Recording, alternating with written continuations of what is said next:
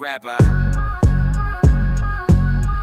We the passport cartel, cash flights, not fills. Globe trotting heavy whiskey in our deals. Living lavish, loving large and exotic scenes. Sipping on bourbon while we chase our dreams. Jet set, bad luxuries I think. Scan the passports, hit a freedom ring.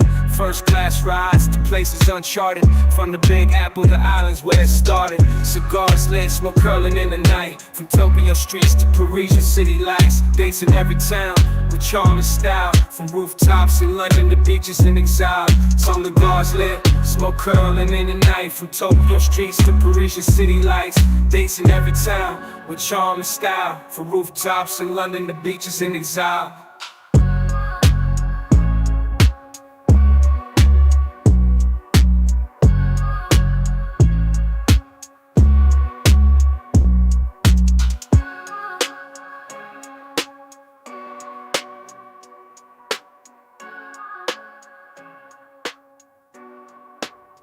Yeah, we the passport cartel, catch flights, not feels. Globe trotting heavy, whiskey in our deals. Living lavish, loving large and exotic scenes. Sipping on bourbon while we chase our dreams. Drinking whiskey neat, toasting to the skies.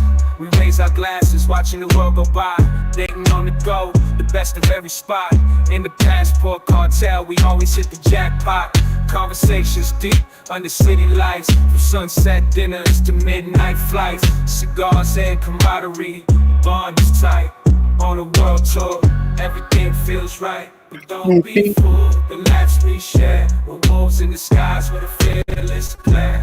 Loyal to the pack, no matter where we move. In the passport cartel, trust runs low. Yeah, we the passport cartel, trust runs low. Yeah.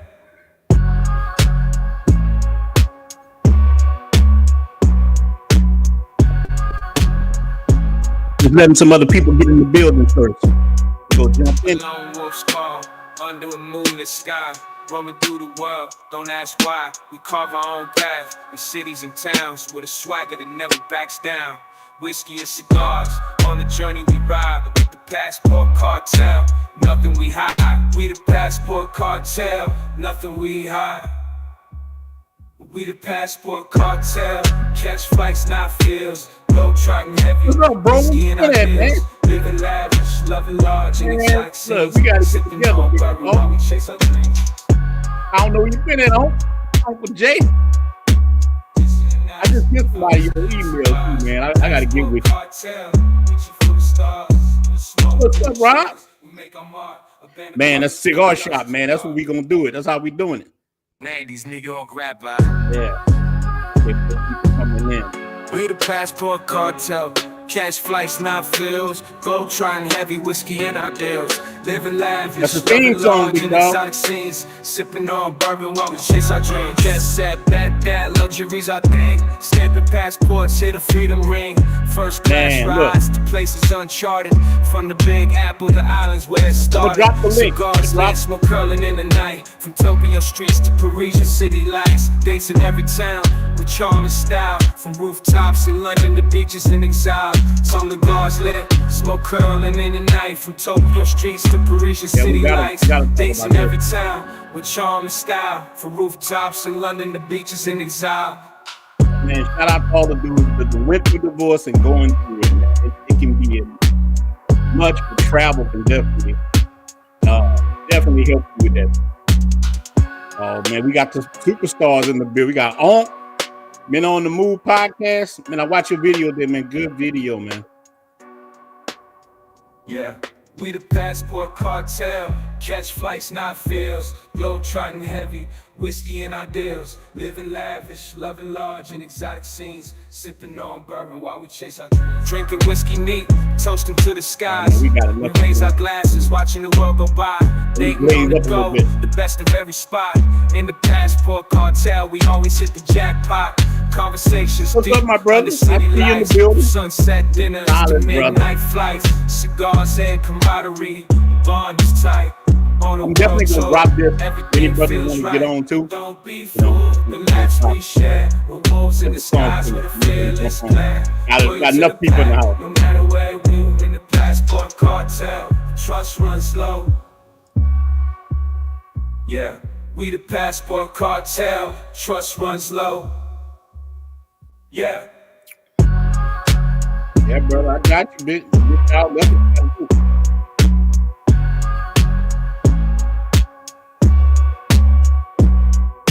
A lone wolf's call, under a moonlit sky. And shout Rolling out to through all the the world, wolves, don't man. ask why. We carve What's our up, own my path. brother? In Playway cities and TV, man. I gotta towns, make you with a a mod. You swagger that always in never the backs building. down. Whiskey and cigars, on the journey we ride. With the passport cartel, nothing we hide. We the passport cartel. All right, all right, all right, all right, all right, all right, man. Shout out to all you brothers. Now, look, man, this subject right here, man, and let me start right here, man. I was talking to a brother last night, and he was telling me about he's going through a divorce right now. Young guy. And look, 10 minutes after I talked to him, a younger guy I'm talking to start watching the channel. He's thinking about getting married. He was 24 years old, and he was about to wife up a woman in the States with two little kids and all this stuff, man. And he's a good guy, drives trucks. And I was telling him, look, brother, I'm gonna tell you right now, you're young, you don't have any kids. I wouldn't go down that route if I was you. I mean, I'm just gonna tell you that's a bad move. You know, you can do whatever you want.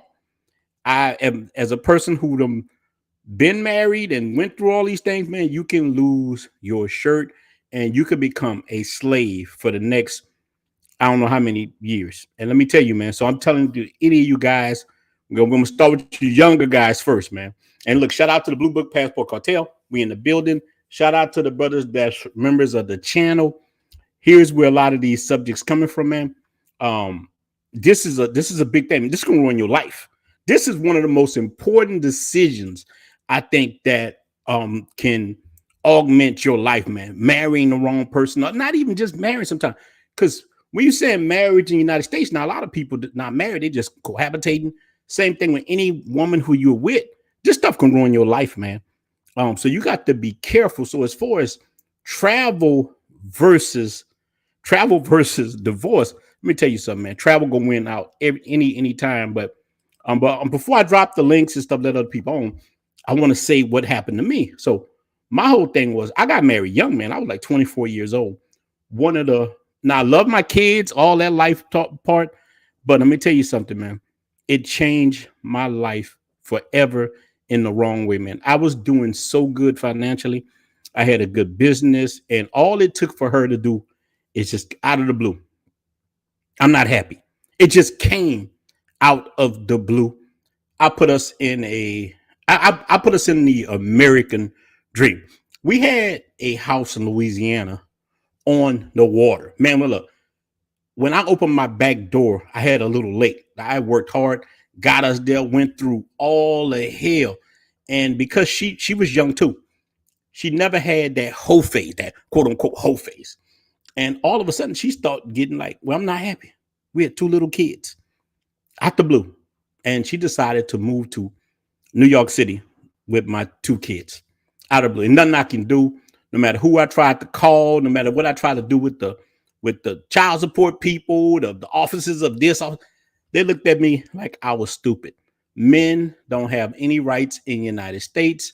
Nobody really gives a damn about how we feel about different things. So I'm trying to tell you, brothers, don't go through these things and mess you up. And let me tell you what I did crazy. And look, this is very important to any of you guys that are going through a divorce right now, who haven't did this. Let me tell you, man, go get your passport first, because if you go through going through divorce and they put you on child support, they're gonna put you in arrears. And when you're in arrears, you can't get. This what happened to me, man. It took me damn near 20 years to pay off arrears and all. It took that long because the judge, I thought she was sleeping with the judge. The judge just hit me with whammies and they threw me under the bus. I'm talking about bam, bam, bam. And people who was in there got it worse than me. And ain't nothing I was able to do about it. I was like, you always hear me talking about the only thing worse than a nightmare is when you can't wake up from. That was a nightmare I couldn't wake up from. And then when I got ready to finally try to get a passport, I had all those arrears. They like, nah, you can't get a passport. All I wanted to do, I'm saying, man, I'm going to Sasua. I'm going this place. I was watching brothers on. I'm going here. I couldn't go nowhere. I was captive. And then this woman took my kids, and I'm hit with child support. And man, I'm sitting in the house. Look, I'm in the house with the Brian McKnight. One last cry. I'm in there with that one last cry, and didn't have no kind of way I could see myself out of it. So I did the worst thing a person can do. But look, I'm trying to stop you brothers from going through these 5 phases. I wrote my 5 phases down. Look, shock and denial was one, anger and resentment. Look, bargaining and regret. And this is not just, again, divorce. It could be breakups. If a woman leave you, let her ass go on by the business. Do not take them back. And I'm saying it because one of my subscribers, man, solid dude. He was lonely. He couldn't travel, and he took this woman back. Now he give him in more hell. It's like what's that Bible scripture? There's a Bible scripture that's talking about a dog going back to its own environment. And I'm not judging anybody because I have went back to relationships too. So I'm telling you, as your brother, it doesn't work. And it's not going to work. You can go back to it all you want. You could try to do everything.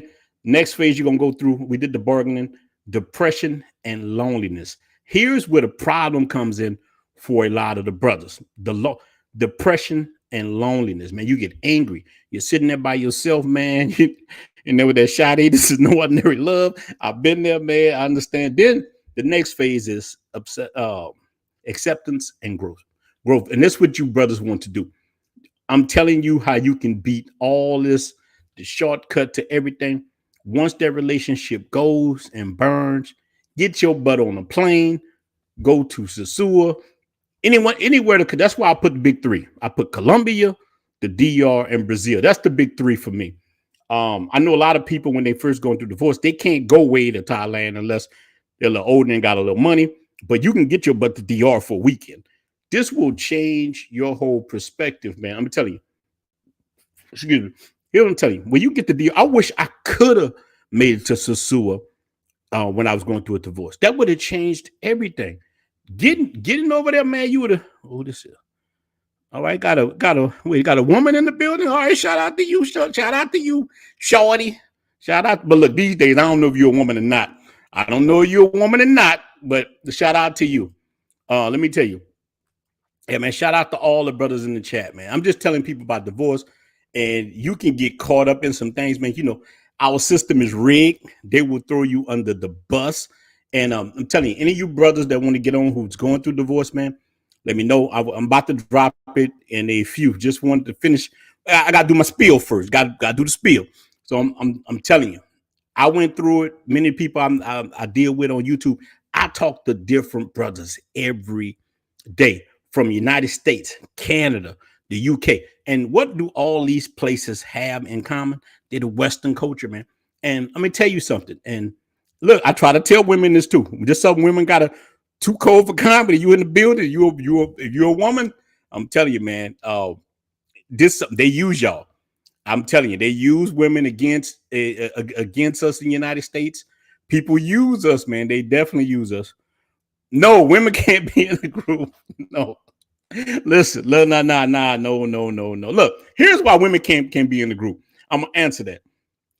Women can't be in the Facebook group because dudes tend to gorillas. They see an attractive woman. I look at your picture, you look attractive. They start hating on each other. It bring out their raw animal instinct in men to start competing for a woman, even though the woman don't want them. You know what I'm saying? So dudes start going crazy. They want to challenge each other.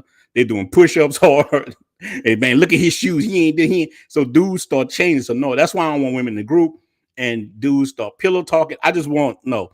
Now, if you want to make a group, I will help you make a group. You know what I'm saying? So I think women got enough. I'm more pro male, but so I'm 97% men. So I guess and like 3% women. So I guess you part of that 3%, my sister. So look, don't hate women. Don't have any. No, I'm not like that. I love women. Sometimes 2 or 3 of them at a time if I can get my hands on it. So these are just a few things, man. So I don't have any different problem. I just don't want any women in the group because dudes are act crazy. Let's see.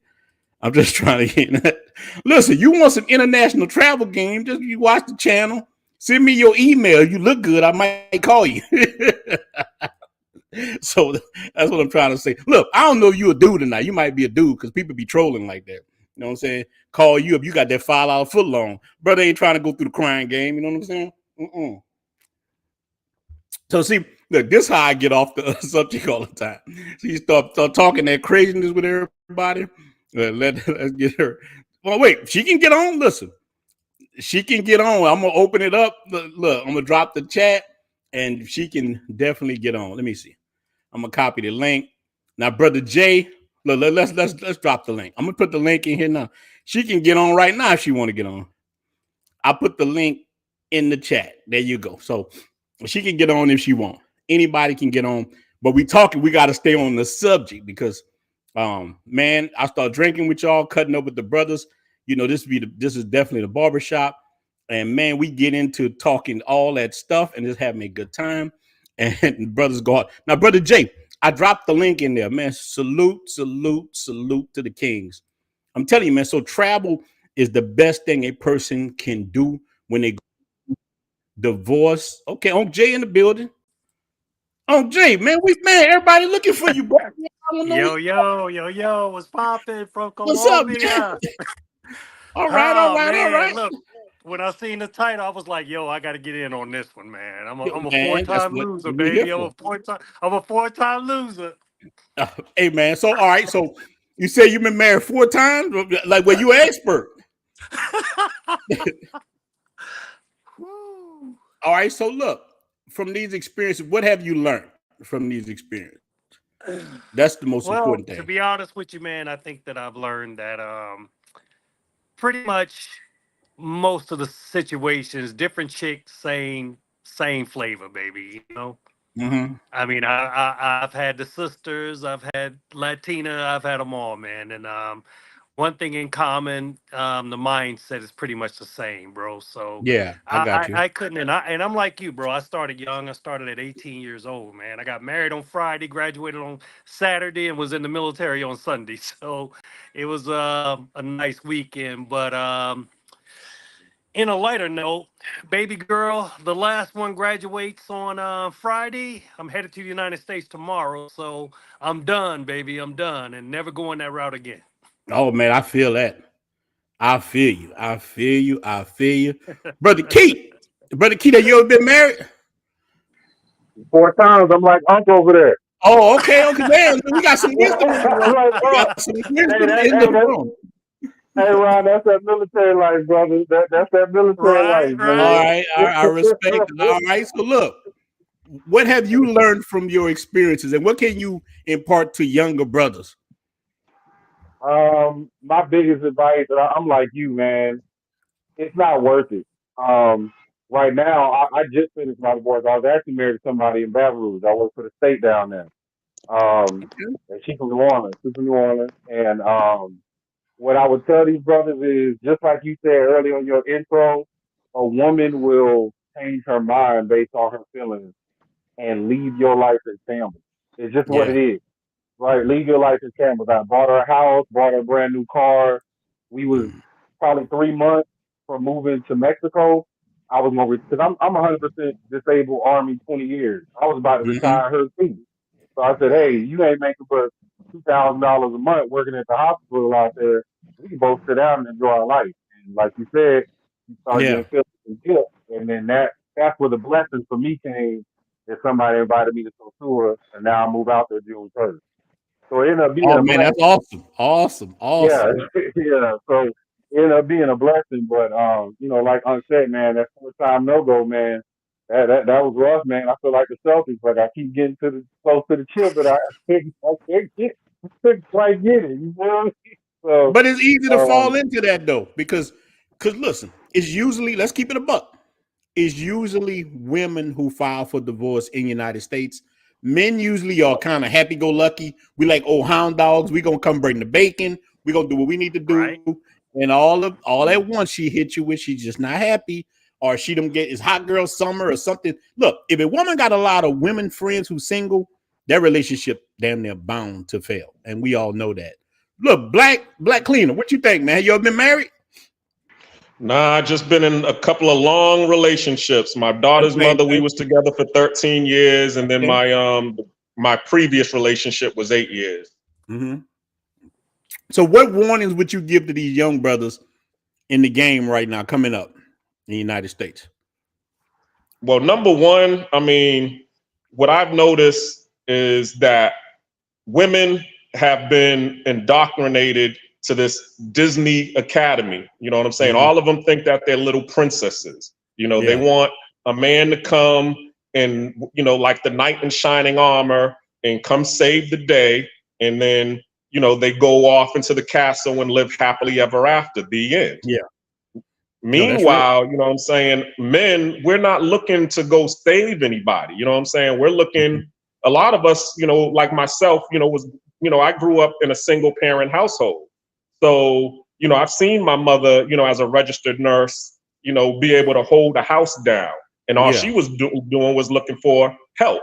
So mm-hmm. that's what we're looking for. But Yeah, what happens is, you know, with these women is like, okay, if you ain't gonna help me, I mean, if you ain't gonna save me, then you need to get out of the way, and so I could have somebody who does want to save me come in and do that. And that's where they fall off. You know, that's why a lot of them are single now. So the only yeah, thing I could say to the men is, yo, just stand on your square. You know what I'm saying? yeah. Because reality will hit them quicker. You know what I'm saying? When you stand Mm-hmm. on your square. And Yeah, also, you especially the know, older they take get. their advice. Yeah, especially the older they get, man. That's definitely hold. So your brother Exactly. say, "I'm retired. Can I find an apartment in PNG?" You can definitely find one on the outskirts in a good area, man. 800, you can get a nice apartment in definitely in Santo Domingo. Definitely, you can find a nice apartment. The brother's saying, "Yeah, let's keep it a buck. How many dudes are being saved by from the DV from going to prison and the blue book? Look, that's true. I'm gonna tell you something, man. It's better to be in the blue book movement. Women will lock you up. Look, I don't have women just like I had a girl, man, one time tell me I was dating, and I wanted her. I was trying to break up with her. She said, "If you leave me, I'm gonna scream and say you tried to hurt me." I mean, women will do this to you, and because they know that the cops are on their side. Brothers say, "I'm." The brothers say, "I'm a brother Eric," but brother Eric say, "I'm a 4-time loser." Look, brothers, because listen. We are gluttons for punishment. We want to be with. We follow our nature. A man wants to be married, have a family. It's not us who's running away from that. It's the system in America doing this right now. They're the ones pushing this stuff. This whole thing with women not really wanting to be in relationships anymore and getting over the hill, then deciding, hey, I'm trying to find a good man. And they like, where all the good men at? And they want us to come save them while people like us running away. On Jay, roll with it. But one of the things that I think about that is that, man, look, the narrative is always painted out that men, we don't want relationships, we don't want to be serious, we just out here just trying to have it in Mhm. everybody. But that's totally opposite. I think most of the cats that I know, man, they Yeah. actually want to settle down and be with one chick. They actually Mhm. want that one chick that's down for them. But I've never had anybody divorce me. But I tell you Yeah. what, if it goes south, I'm out. You know what I'm saying? Yeah. Yeah. Yeah. Like, dude, I walked away from 5 houses. You know what I'm Yeah. saying? Because my happiness and peace of mind is priceless.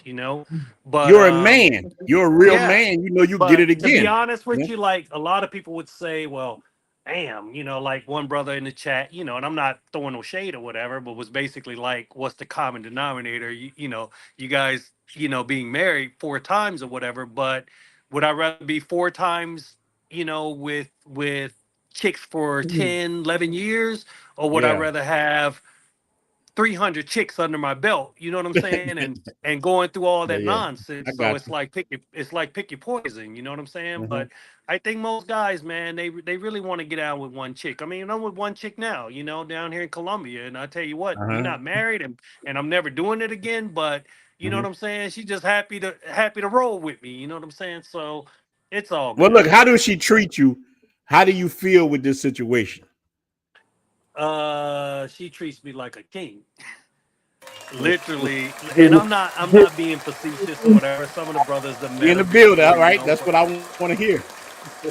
but That's like I it. I said, mean, man, that's all that matters. she treats me like a king, bro. I mean, like one day I'm sitting with some fellas, and it was time to eat, and I just looked around, and all the guys had their plates first at this Yeah, function that I was at, and I was like, man, if I was in the States, that would be crazy. Or like, right now I'm sitting on the top deck on my rooftop, and she'll be up here with me, and bro, she'll go down 3 flights of stairs before that beer even get empty, and I don't even that's ask her. real. So I I can mean, say love it. that there is light at the end of the tunnel, but if I was giving advice to a young man, I would be like, nah, bruh, don't do it. It's just not worth it, man. At least the way things are now, because I mean, Yeah, I'm 54, so when I was growing up, we didn't have social media. We didn't have, you only knew the chicks that were yeah, like in your 4 block radius, you know what yeah, I'm yeah, yeah, saying, or yeah. at your school. Whereas now, bro, you got the whole world at your hands, at the tip of your fingers, with the internet. So All right, so you on can Jay, meet answer people this in then. another country. On Jay, hold on, look. So has the internet helped us or hurt us? I think it hurt us as I far as think, men goes. man, I think honestly, I think it kind of it's I don't know. It's a double-edged sword, because I Yeah. think it helped us in certain ways, because it Uh-huh. exposed us to the entire world. I mean, we wouldn't Yeah, all yeah, be on yeah, this yeah. panel if it wasn't for the internet. Yeah. Most guys wouldn't even I'm know talking about about in the blue. sense of dating. And I'm definitely I down with that. mean, I didn't grow up around any Latin Yeah. women or Asian women or anything like that. So I think Hmm. it's good in a way, but then I think the internet also put unrealistic expectations on what a relationship really is, and I think people get bored really quick. So they tend not to want to work for anything, or they think, or Yeah. they want what the other person they think has. Well, this woman, her husband's doing this for her. I want that, or I see this lifestyle, I should get that. You know what I'm saying? Instead of Hmm. working together as a team. Yeah. Before I let you go, Keith, I like what this brother's saying. Said don't rush into traveling DR Colombia. Focus on your finance, physical health. He's talking about going into monk mode. I was forced into going into monk mode because I couldn't travel. I couldn't get a passport. So I had to get work on getting my business. And before I even did that, let me tell you what my dumb man, let me tell you something, man. I was definitely a glutton. I went from being married to being married without paperwork. I meet this fine chick and I jumped right back into a relationship with her because like attracts like. I was hurt and messed up. I attracted into my life another person who was hurt. And look, now this could be an answer for why EG Brothers been married a couple of times because hurt people attract like attracts like. So you can get into the building like that. I met a woman who was fine, but she was just more damaged than I was. So that relationship was doomed to fail because crazy plus crazy equals crazy. Instead of me being alone, taking this time to heal, get myself right, like the brother was just talking about, focusing on money, I brought her into my struggle life while she already had a struggle life. Struggle plus struggle equals devastation. You know what I'm saying? So that's so, brother Keith, what you got to say about that, brother? so, and a couple things. So one thing I had to look back at the type of women I was getting married to. Yeah. Once I'm 44 years old.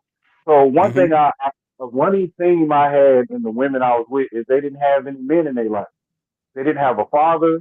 They didn't have a Yeah. grandfather. Like, so for their Preach. entire life, they had never had to look at a man and respect a man. So here I come Yeah. in with a cape on, like, okay, but get what's their song? You like, I'm gonna give you the world. I'm gonna give you, I'm gonna do all this for you, but not understanding that no part of their life that they had to respect the man. Like we talk about it all the time. Like especially in our community, it's Mm-hmm. 80% divorce rate in black communities, right? Yeah. So I think a lot of that attests to one, our kids are being raised by single mothers.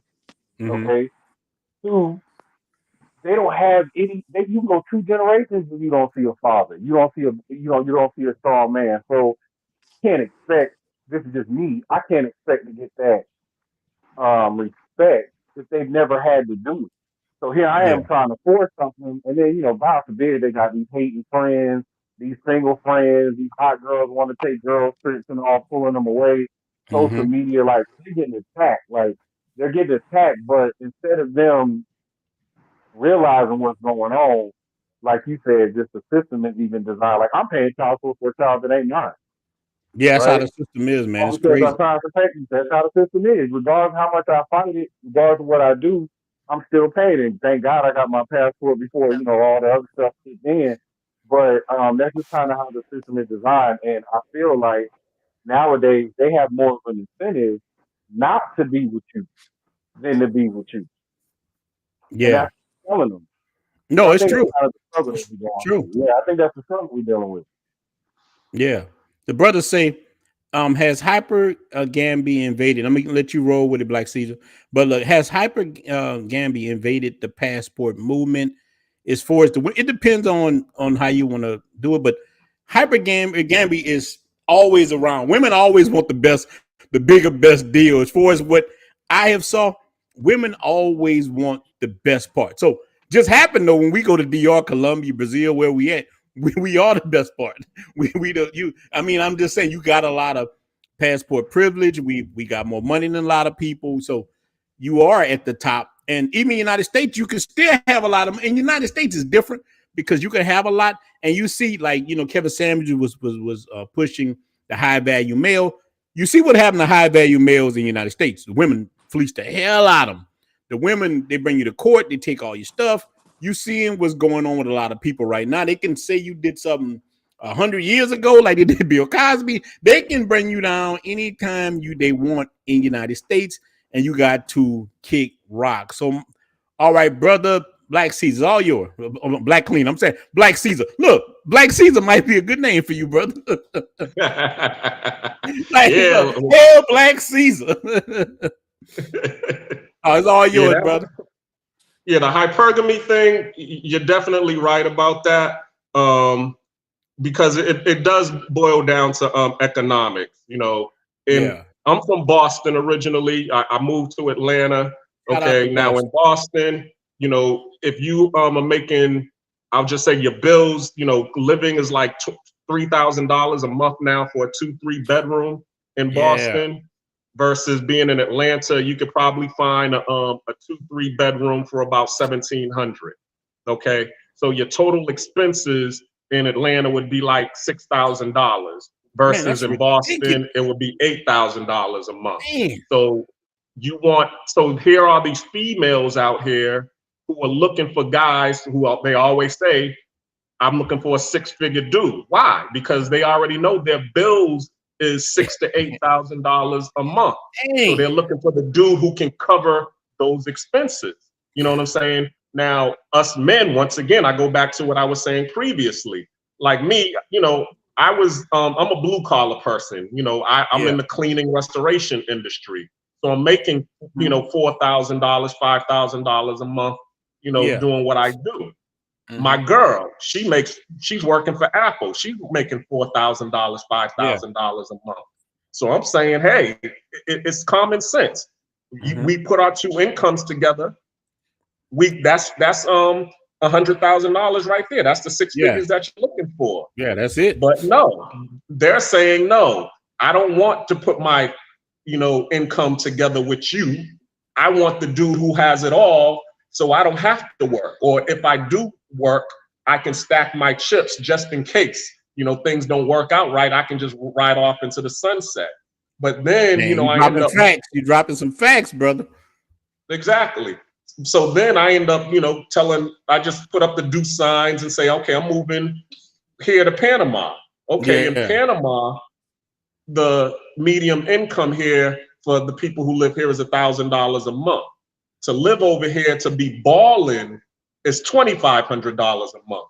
So that two, Mm. 3 bedroom, in a luxury high rise, that's where I'm at right now, which would cost me $2,800 a month in Atlanta, or $4,000 a month in Boston. I'm now paying $1,000 a month. And I then see you, brother. on top of that, Brother doing it. yeah, exactly. I see that And background. I see the background. That's exactly. what's up. $2,500 a month is my total expenses at the end of the month. But then I'm with a girl and I'm saying, hey, I can cover it all now because I'm a pension. I'm prior Yeah. military, just like the other guy who said he's 100%. I'm not Yeah. 100% yet, but between Yeah. my pension, in between, you know, the rental properties I got, I can cover $3,000-4,000 a month, like I was when I was working as a in the restoration industry. So I could cover this whole $2,500. Come be with me. She's like, nah, I want to help you. So here's a girl who's over here who wants to split the $2,500 a month with that's a me. keeper right there. Exactly. Versus the Yeah. girl who wants me to cover her whole $8,000 a month nut in the States. What am I going to do? Man, That's look, a the brother no-brainer say right that's what's there. up. Yeah, that's you talking some real stuff. Oh, girl, look, too cold for man, too cold for comedy. You need to jump on. See, we need a woman to get in here, but look, she don't want that smoke. You Too don't cold want for that comedy. You smoke. don't want that smoke. Look, she Well, don't want that. I'm just joking with you. You can send me an email. I want to see what you look like, brother. Real so I deal. think You ready to jump on? her numbers are The whole- wrong because it's not 55K for an average income in America. It's What like is 45, 40 or right? 45 for a family of Yeah, it's like four. 45. For a I've family been of there. Look, four. bro, let me make y'all laugh. My sister showed me one of my old tax returns from a couple of years ago. I couldn't believe it. She said, "You about to laugh when you see this." I had made $35,000 for that year. I couldn't believe it. You know, I mean, that's what I made that year. So a lot of people are in that. So I'm so thankful that I found a way through real estate, just like the Black Cleaner. I use real estate. No, Jay, I know you do it. I don't know if Keith did, but real estate changed my life where I was able to, man, get out of that, bro. Look, I'd have made money twice in my life, a lot of money. I had a business where I made $200,000 a year. And then I got into real estate where I can make 300 to whatever. It depends on me.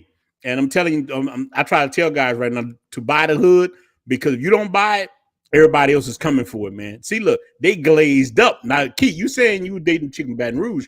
I have property in Baton Rouge. Now I'm seeing my brothers from Honduras coming into Baton Rouge, man. They done took over like Gaudier, they buying up all the little everything they can, while the brothers sitting there complaining to my gentrification. Other people coming here gentrifying.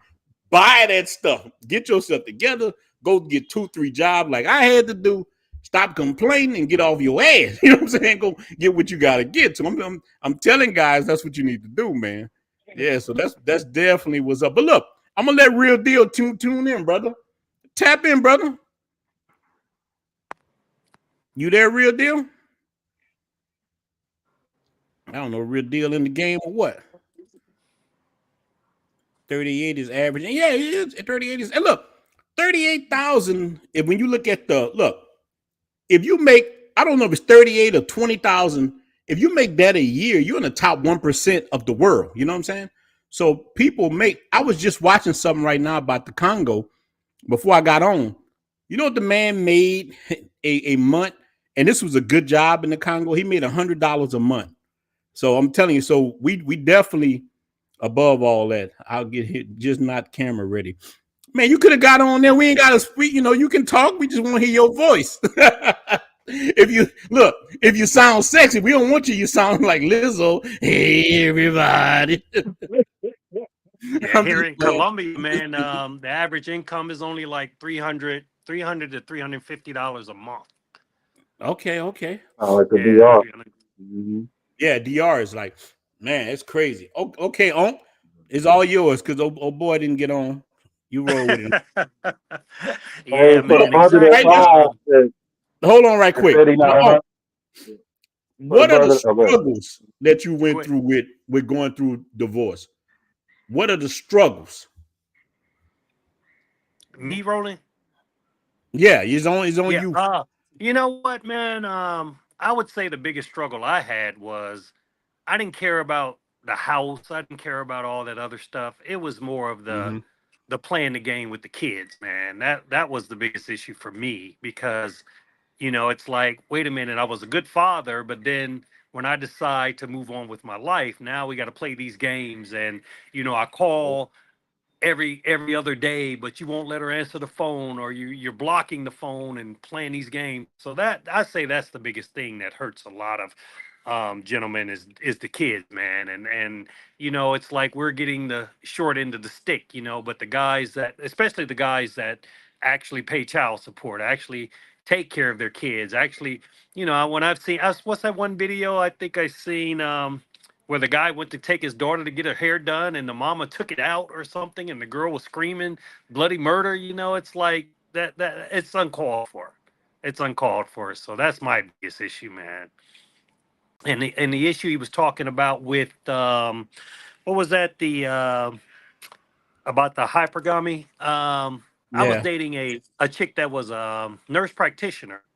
So I was like, yo, we were thinking about getting married, and she was like, this chick made like about $220,000, and at the time I was probably about 100. So, I'm still taking care of my kids. So, of course, that dwindles down from the 100. But I'm like, okay, Yeah. I come in, we split everything down the middle. She was like, absolutely not. I was like, what are you talking about? She was like, well, if if I gotta pay the bill, if I gotta pay bills, why Man, should I I'm even hurt. get married? Why should I even get married? And I'm like, wait a minute. So you mean to tell me that somebody come in and now your expenses are cut in half? That's not a come up, but it's just unrealistic expectations. So I was like, you know what, deuces. And 7 years later, she's still single by herself and almost and never Exactly. been married and about to hit 50. Mhm. So But look, so that's it, why it all them was brothers happening. on that, what that drizzles. That's why brothers on all Well, that right now. drizzle, the drizzle, soft drizzle, guy, drizzle. yeah, the soft soft guy guy shit. era. Yeah, Yeah, the that soft guy soft guy era, shit. man. I'm telling you, Yeah, I'm that's why like, brothers on that. why can't we just work together, And Yeah, I what? mean, I've run into a couple situations like that. I had one that she was like, "Oh, I met this guy, blah blah blah," and she was complimenting me, but then she told her friend like, "Well, guess what? He's blue collar." I was like, Yeah, who the F are you calling blue collar? I was like, first of all, I'm blue collar by choice. yeah, Um, I was a surgical technologist in the military, and then I got out, and I just didn't want anything to do with medical, and I wanted to work alone. So I started driving yeah, trucks, and I own my own truck. So I was yeah. I mean, making more money damn. than her driving a truck, but it's because I wanted my independence. I didn't want to work around people, but Yeah, all she cared about was the fact that it wasn't a blue collar job versus a white collar job. But then when we sat down and we did the finances, her finance was like 45 a year, and I'm more than double the income. And yeah. she basically, like, I embarrassed her because she doubled her income in order to try to seem like she was more important than what she was. But I'm It's a like, this drinker's country night. was built. This country was built off of blue collar workers, All truck right. So look, drivers, now, but look, this seems to be a bricklayers. problem on Jay, and I'm gonna let the other brothers answer this. It just seems to be a problem kind of in the black community where our women look down on blue collar jobs. I've went on dates with women and lawyers. Look, I've been lucky. I've dated lawyers, doctors, teachers, whatever. But they always had a problem when I say, look, I went to trade school and I did this right here. This their parents had a problem. They're like, you're not a Kappa, but listen, I got no, but here's the thing. Listen, I had a better house than them. I always had a fly ride. I had Beamers. I got a sports car now. I always had a lot of stuff, so I was able to kind of transition that rope. Look, I was able to look across the rope because I always had like fancy cars and stuff that they like. And Right. let me tell you, but I always felt like I was unwelcome once they know who I was being blue collar. And where well look, other communities, they look at white dudes, man. Shout out to the white brothers. You will see Becky with a dude. He's a plumber. He's this plumber. She got a good life. They got their kids. Kids go to the Catholic school. They doing a good life. But black women always got to be in competition with us. Not all, but damn, too many. So the brother Keith, take it away. He's all you. So it's crazy you hit on that. I was 4 daughters, grown daughters, right? And I'm already seeing it in them. I'm already Mm-hmm. seeing that entitlement and that attitude from them where they think like I had to tell my daughter the other day, I'm not your baby daddy.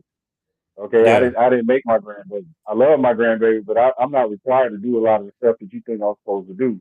And it's a Yeah. sense of entitlement And what I think in our community where a lot of our sisters don't understand is we going through the same struggle. Mhm. It's not if they're not locking us up. I was in Louisiana. You know, I know how they was locking those, bro. I was working out there right on Plank Road in Baton Rouge. Oh Okay, yeah, you know I'm I from know what Louisiana.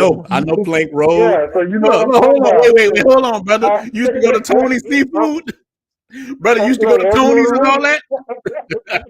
Every other week. That's So what's up. I That's see what's it. up. I see hardworking black men that work at these Yeah, plants for 30, 40 years and coming in and I work with the vets. So a lot of those guys didn't even know they were supposed to be getting a certain rating. And that's what I did while I was yeah, down man. there. What they don't understand is that struggle is real. Like they killing our black boys in the streets for playing with toy guns. Like that's the reality of what's going Yeah, on in yeah, this that's real. thing. So we're battling that whenever, it's so hard for us unless we're an athlete or an entertainer to even make the money for a lot of us that y'all are dreaming of and saying that we should make. And I think what it is just for so long, our women, like I said, I'm subject to it. I got daughters, I got a granddaughter. I'm surrounded by black women, Mhm. and the consensus I see with my mother, my sister, all of them is the longest. Somebody's been telling them that they strong and independent is a strength. Being independent is a strength, and it's not. No other culture looks at it. We all been to DR. We all been all over the world. The women don't look at the world the same way. They understand that Nah, having a man, you man. hit it on the head. That's They real talk. understand. You know what I'm saying? So when you talk about that Latin love on your video, when Unc talk about out where he's at, you see it as soon as you get there because they understand the only way I'm really going to achieve what I'm trying to achieve is through a man. And that's what our women, especially our black women in the States, don't understand is it's not so much what I Yeah, can do for you financially, but you look at all these brothers on these videos and the people that you're associated with. If I don't know, I can find a professional brother that's about something that can help you. Most women can't do yeah, that because they're always in such uh-huh. competition with each other. So it's not all about what I can do with you financially. It's going to do what I can do for you discipline wise with these children. All the clear guidance I can give. Like a lot of us came from nothing. I was raised by a single father. He was a real live pimp in California. All right. Real live Yeah. food, had all that other stuff. Right. Single It, father. it Got wasn't married. you weren't raised by Fillmore Slim, huh? Fillmore Slim was Look, I question it sometimes, like, man, you know what I'm Fillmore saying? Slim was the But man. to come from that, and finish a 20-year military career without a scratch on my, and be able to retire and put my kids through college and buy homes and do all that stuff we've been able to do, Yeah, man. like that's an accomplishment too, sis. So you got to understand that we here trying to fight together. That's what they Oh don't man. understand. You're not fighting us. We not your enemy. We look like your son. Facts. We look like your daddy if you knew him. I'm sorry to say it. You know what I'm saying? We look like your Yeah, uncle, your brother that's locked up. We the same.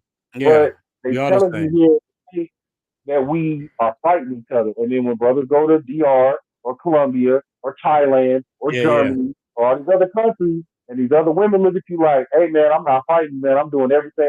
I'm getting his shoes took off on one of his yeah. videos. You know what I'm Okay, saying? now look. Uh, Hold on. Oh, girl says she was raised by a single father too. Now look. Now I ain't gonna give you too much cadence because I don't know if you cute or not. And I and I don't know if you know man or not. She talking about she was raised by you know how look, that's how they get us, these women. Oh, I'm just like, oh there you yeah, go. I'm like, and they come there and put that ointment on you and get you, and you sit there and they like, wow, they get you. That's how you Right next in the thing you face. know, you in that child support court and they got you hemmed up. But I'm just playing too cold comedy. Look, I need to see what you look like. I'm saying that again. We need to see what you look like, sister. And she don't want to get on. If you ain't ready this today, we do this on Wednesdays and Saturdays. You'll be able to get in.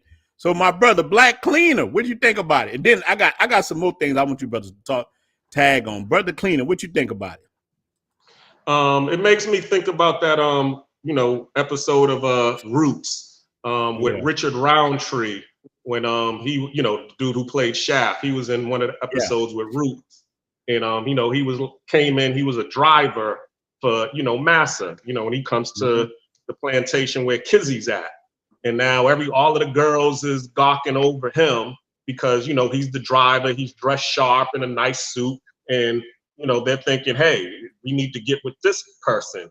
So Kizzy ends up Mm-hmm. getting with him, And then, you know, Oh, I she, saw that one. That's right. Yeah, that's a good one. yeah.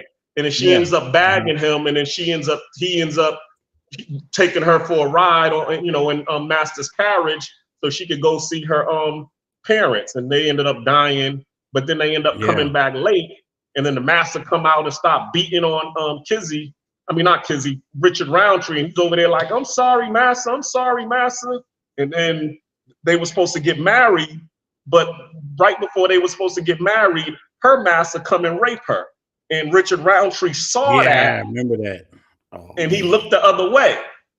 So she was like, "Oh, you know," once she figured that one out, she was like, "Oh, I'm not marrying you no more because you really ain't Yeah. no real man," you know. Yeah. So that's That's what I real, start to man. see in the beginning. You know, yeah, a lot of these women, they're after the guys who are the so-called corporate professionals and the white-collar guys because of Yeah. the appearance of, you know, what the high-value man or the ideal man looks like. But Yeah, then the once they false get into the masculinity. relationship, they start to see that all things that are glitter ain't gold. Yeah. Man, that's real. That's real. So look, Brother Jay, we're gonna start right here. Look, what are practical tips to help any man, look, whether they going through divorce or a relationship, and they're sitting there listening to Sade, they by this, I won't pretend. They're sitting there, they're sitting there by themselves right now. They can't get a Okay. passport. How? Give them a couple of practical tips. What they should be working on. I'd say the most important thing is work on yourself. You know, Exactly. I didn't always have a passport. I actually got a passport Mhm. late in life. I Yeah. didn't get my passport till I was like in my mid 40s because after the military, I really didn't want to travel and I didn't need a passport back then. Mm-hmm. But I would say, man, the biggest thing that helped me was it's like, you know what? Instead of focusing on women, focused on getting my money up. So I did that.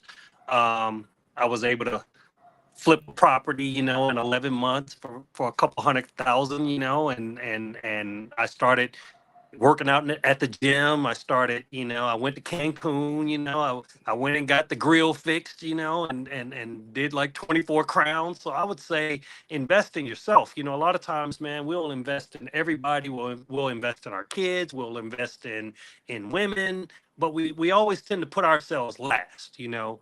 No. And that's where things have to change. And that has nothing to do with it doesn't mean you don't love your family or you don't love your children or you don't love, but you have to, because if you're messed up, how are you going to make anybody else happy?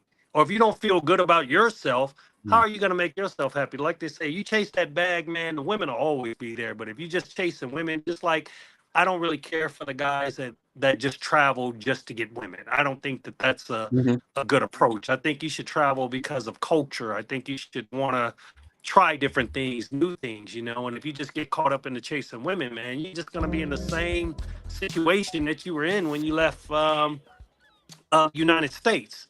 So my main tip would just be invest in yourself first. Yeah, because Coochie ain't going nowhere. Man, shout out to the No, brother for the $10 super chat. Look, Coochie ain't going nowhere. Look, and you said on something, women want winners anyway. If you're winning and you're just working on yourself, each day you get better and better and better, and you get a absolutely. woman anyway.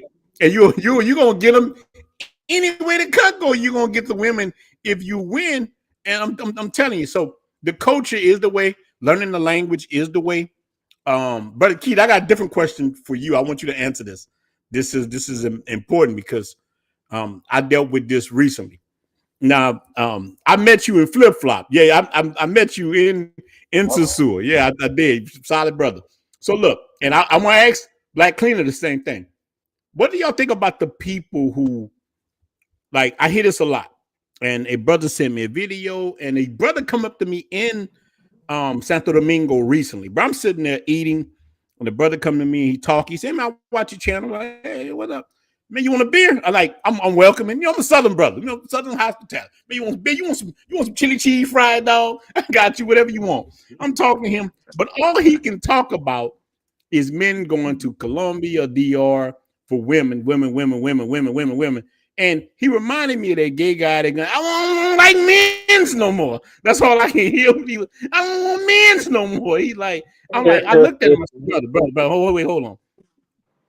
Do you want penis?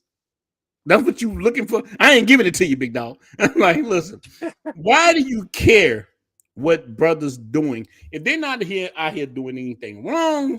Like, I don't care what men do with themselves. You know, if anybody know me, know I'm anti D police. I'm gonna tell guys, enjoy yourself, don't hurt anybody. Get out that house with Big Shirley. Experience the, like Brother Jay just say, experience the culture. Experience your start your life because it's more than what you think. You know, look, the average person don't go an hour away from where they grew up at. They don't leave an hour from where they grew up at. So my job is to help you, let you know, hey, brother, you ain't gotta be scared. You can travel out like my brother Black Clean. He's in Panama. You can go to Panama. You can go to Cuba. You can go anywhere you want. You go to Japan, wherever you want to go in this world. But there's other brothers who don't think like that. They just all they want to do is police what the hell another brother's doing. A lot of it is self-hate. And I'm telling you, and what the brother told me with this, he said, look, stop telling this. He used the word passport, bro. But he said, stop telling them to come to Santo Domingo. I'm saying, look, man, and I told him from an older brother's perspective. I can't speak for people who are young. I talked to him from an older guy's perspective. I said, look, I have never hung with a so-called Pookie or Riri. Most of the dudes I met, like all y'all brothers just said, they were men looking for a serious relationship. All the guys I have met. Now look, I done werewolfed out. I done smashed all kind of chicks. I done did all kind of stuff because it fell in my lap like that. But I was kind of hurt. I'm looking for something good, looking for something better. And I told him, I said, look, bro, you're a young guy, and don't worry about what other men doing. Don't. I just felt a lot of like self-hate coming from him, saying that, and I hear this all the time. Don't go to Colombia. Don't let the brothers go to Colombia. They're gonna mess it up. Don't let brothers go to Philippines. They're gonna mess it up. I'm like, and I always ask, who are you hanging around that you feel like this? I have never hung around a person that goes anywhere and mess up anything. Not saying it don't exist, but I myself have only hung around people like you guys. Like we're a little older. We know how to move. Y'all guys been in the military. Look, I ain't been in the military, but I've served. You know what I'm saying? I know how to move. So look, Black Cleaner, what do you think about that? That's your question. Okay, and I got an answer for you. Yeah, go ahead. And it's based on reality. Well, number one, okay, I'm old school. I mean, I'm 47 years old.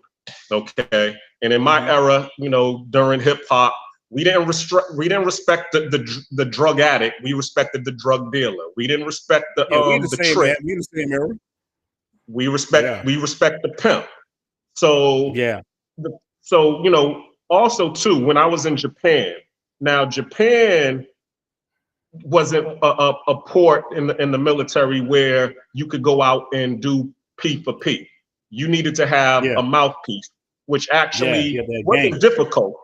All you needed to do was just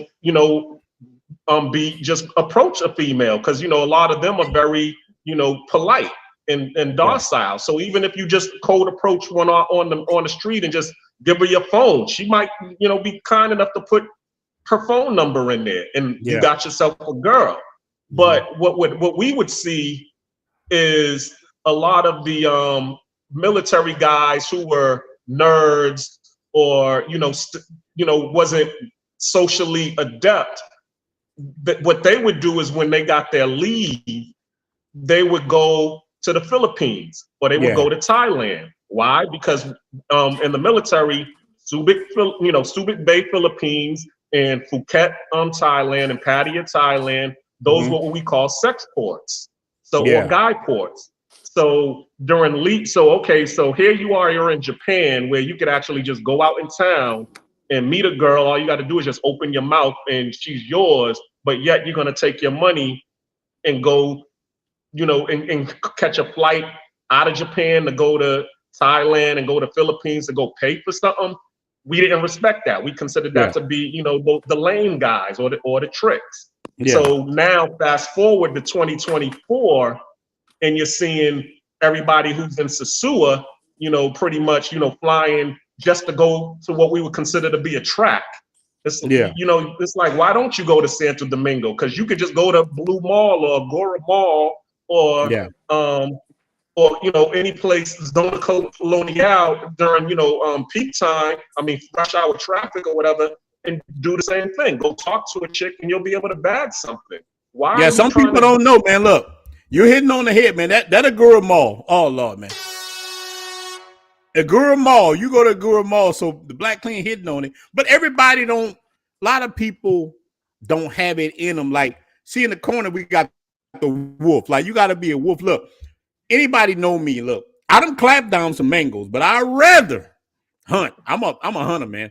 I like to hunt. I like to hunt and find good women. Let me take this right here. We got a super chat for $10. And look, y'all can all answer this. Have any of you brothers on the panel dated Latina in the States? I'm gonna go first. So what's your experience? Similar? Let me tell you something, man. The Latina I had a Dominican in the States. I got a whole story time about her, man. She was one of the worst women I have ever met in my life. Look, when I first started dating this chick, her husband, listen, her ex-husband, he come pick his daughter up. And I mean, when I say old girl was fine, she was fine as hell. She was one before now. She was one of the finest Dominican women I have ever met. And this was in the States. And one of my boys introduced me to her. She was going to LSU. Fine. I'm talking about clapping when she walked. She went back to school late. She was in her 30s, fine as hell. And she was the worst woman I ever met. That woman brought me through hell in a handbasket. Look, she set me on fire. And just, man, that was the worst, probably, relationship I've been through. So, any of you brothers dealt with a Latina in the States? Brother Jay, you go first. We're gonna let all three of y'all roll with it. Yeah, I've actually definitely actually had a Latina in the States. Matter of fact, um, the last the last big relationship, longest relationship I was in was like 5 years. I dated a Latina from the States, but as soon as we met, I helped her retire. We moved to Mexico because she had dual citizenship. So that was interesting. But I will say that I guess one of the questions was, were they different? And I would say that she was dating her was totally different from dating the Latina that I have right now, because the one I have right now, I mean, it's just not even a comparison. I mean, she's just loving, caring, nurturing, all that stuff. A lot of people think that, what men want is that independency. They think that we care about a degree or a title or anything like that. But most of the brothers that I talk to, man, they just want peace at the end of the day. And I'm sure these brothers want the same thing. I mean, we just want peace, man, and you want to help me, but you don't want someone. We're not trying to run over anybody. We just want peace in our life. And I guess one of the questions in the chat, Uncle, you in the honor guard? Yeah, I was part of the honor guard before. But yeah, if you guys want to elaborate on that. Brother Keith, have you dated a Latina in the States? I have. Yeah, it's crazy you say that because I got a good friend that lives What in the brother from said. In case Miami, you and want to look at the chat, this is what he said. This is what he asked. yeah, so it's the final day of the state. Yeah. So my personal experience is I dated a Latino in the States before, right before. And I will tell you it's day and night. Like I hear brothers talking about, oh, I dated this bad Dominican, I'm from New York, I'm from Miami, the brothers that get a good case of that culture. And to them brothers that haven't been to these places, I will tell you it's like day and night, just like Unc said. It is no different than if you dating a sister in the States and you go to Africa and you get a sister from there. Or you dating Yeah. an Asian in the States, you go to their home country. It's different. They're raised different. Their mentality is different. What they need is different. What they want is different. Now, obviously you're going to find the ones that's Americanized. I steer away from them, especially in the Mm-hmm. ER. I don't deal with them at all. Yeah. If they say they can Oh, get so to the you talking States, about I like, don't even want to talk to them. so look, so Yeah, I Key, you don't even talking about talk to like them. the women in Sasua. So look, in Sasua, those women, You would put them in the category like a lot of Americanized women or whatever. I would say a good portion of them. But at the same time, it's tricky there because they can have that like American type attitude or type vibe, but at the Yeah, same time, they can treat you like the majority of the women are over there. So yeah, for the brothers that's just getting over there, you got to be cautious of that because they're gonna tell you what you want to hear, and they're gonna do pretty much what you want them to do. That's if you're yeah. dealing You with a get caught in that trickeration nation. We talking about right, you trickeration get caught up nation. real quick. Yeah, yeah. So you gotta watch that. But I would say my experience, Yeah, I've had no issues. I've had no, if I'm setting up in Sosua or if I'm in, Santiago or if I'm going to Puerto Plata, I haven't had any yeah. issues with the women I deal with. But Okay, there is a okay. That's distinct what's difference. up. Some brothers just say, I got to, for them brothers just say it's the same. Or I done dated somebody in the States. I'm telling you now, brother, it is nowhere close. It's almost like you Yeah. enter another portal of the earth. Okay, Well, it's not let's the say this same. too. We all have different experiences. So all of us got different experiences. Other people they're not gonna have your experience, Brother Key, Brother Uncle Jay, Brother Black Cleaner. We all gonna have different experiences. Um, Everybody got different experience. But if a woman treats you good, she treats you good. She treats you bad, she treats you bad. That's just what it is. Black Cleaner, look, this is what the brother asked, so you can see it. Um, he's asking you about dating a Latina in the States and what you thought about it. Would you have a similar experience or no? Yeah, I've dated a Dominican, and as I said, being from Boston, I've dated a Mhm. couple of Puerto Ricans, and yeah, I mean, what happens is once they get to the States, number one, they become a little bit more exotic because everybody's trying to get at them, Yeah, so they trying to start get out of feeling themselves, and then also number two, they're protected by the same system that the other sisters that are it. there that are protected by. They can get the welfare, they can get the child support, they can Yeah. get all of those things. So once they know that, they start using those things to their advantage. Versus, if I go like prime example, my cousin, he was living in Dominican Republic.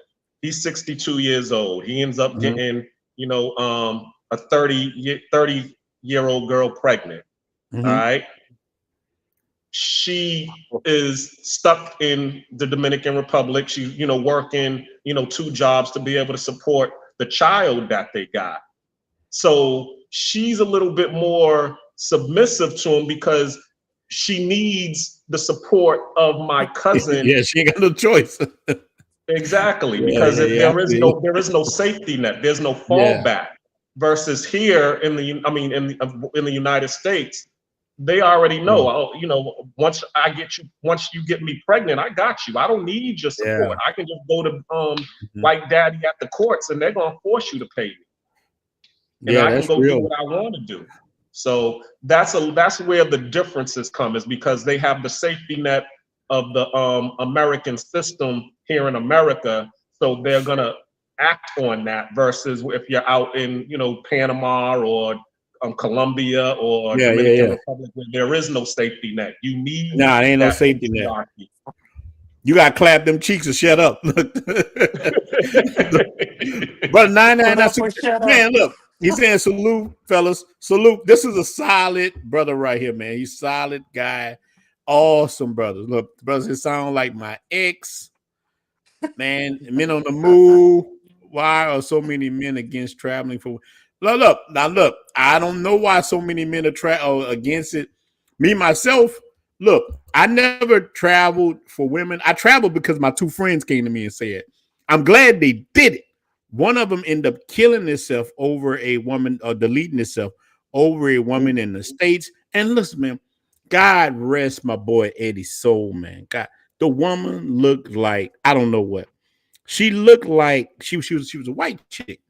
She looked terrible. I'm like, remember on that Don't Be a Menace to South Central while drinking your juice in the hood? My milk of magnesia. She looked like that one, like a trailer park.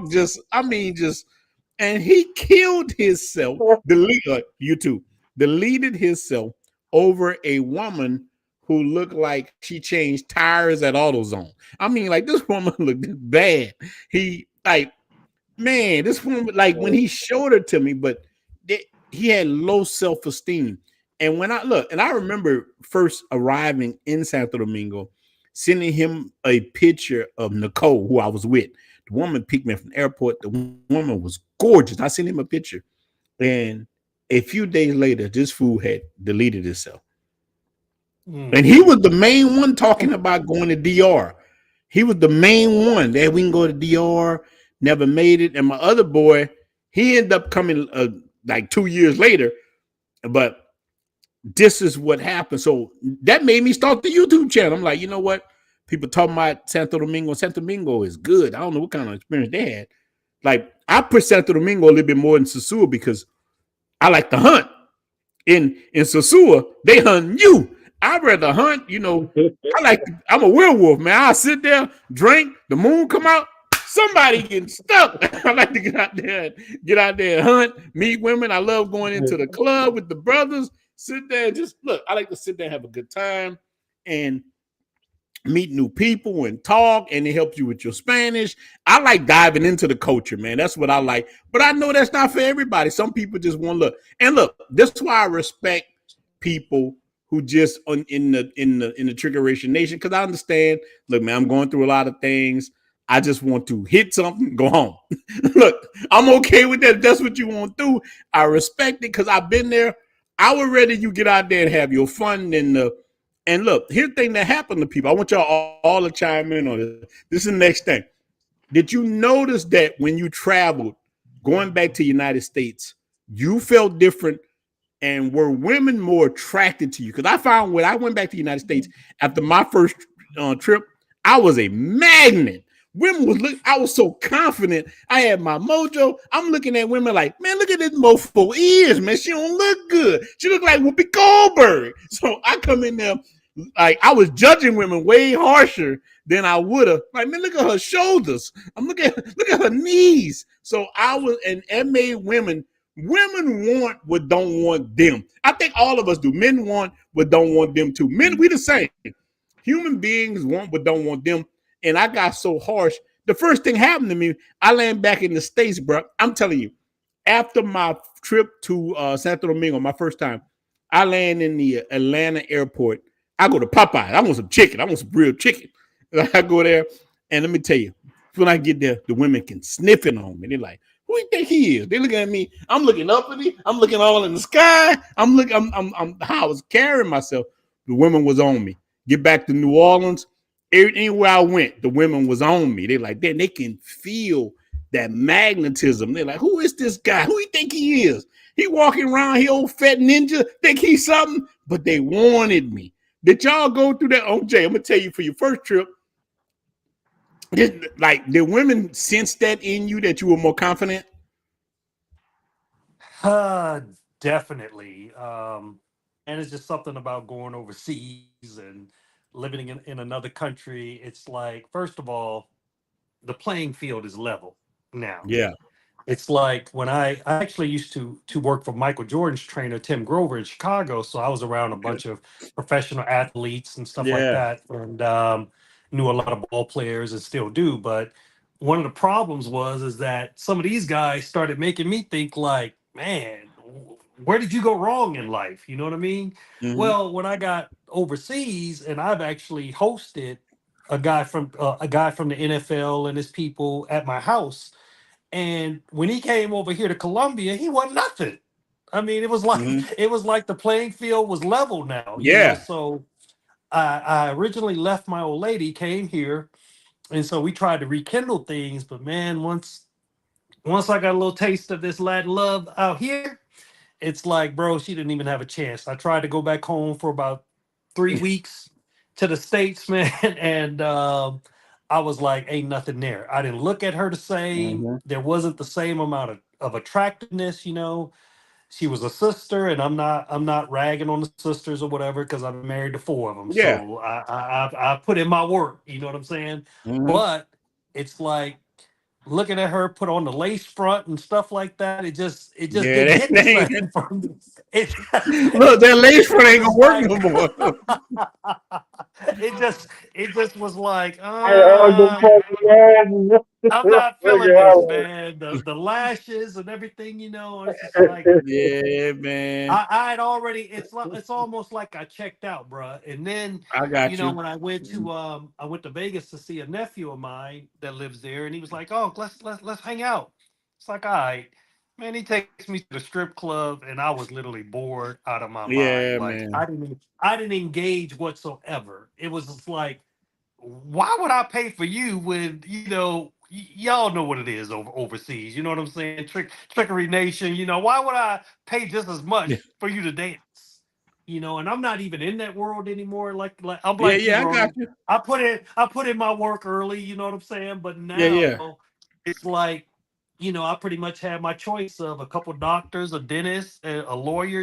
And it's just like I said, it's totally different. But I tell you what, even all that education, they still look at us as providers. They still look at yeah, us as we're the prize instead of the other way around. And I think that social media has hurt things a lot because, if you're a halfway decent looking chick, you put some tight jeans on, you put an Instagram post or whatever, all these yeah. That's thirsty it. dudes in your inbox, and I think it gives a lot of women um, a false sense of where they stand in guys' eyes. You know what I'm Yeah, saying? Because those same guys, they're not going to marry you, but they'll be all yeah. in your But they'll do inbox that.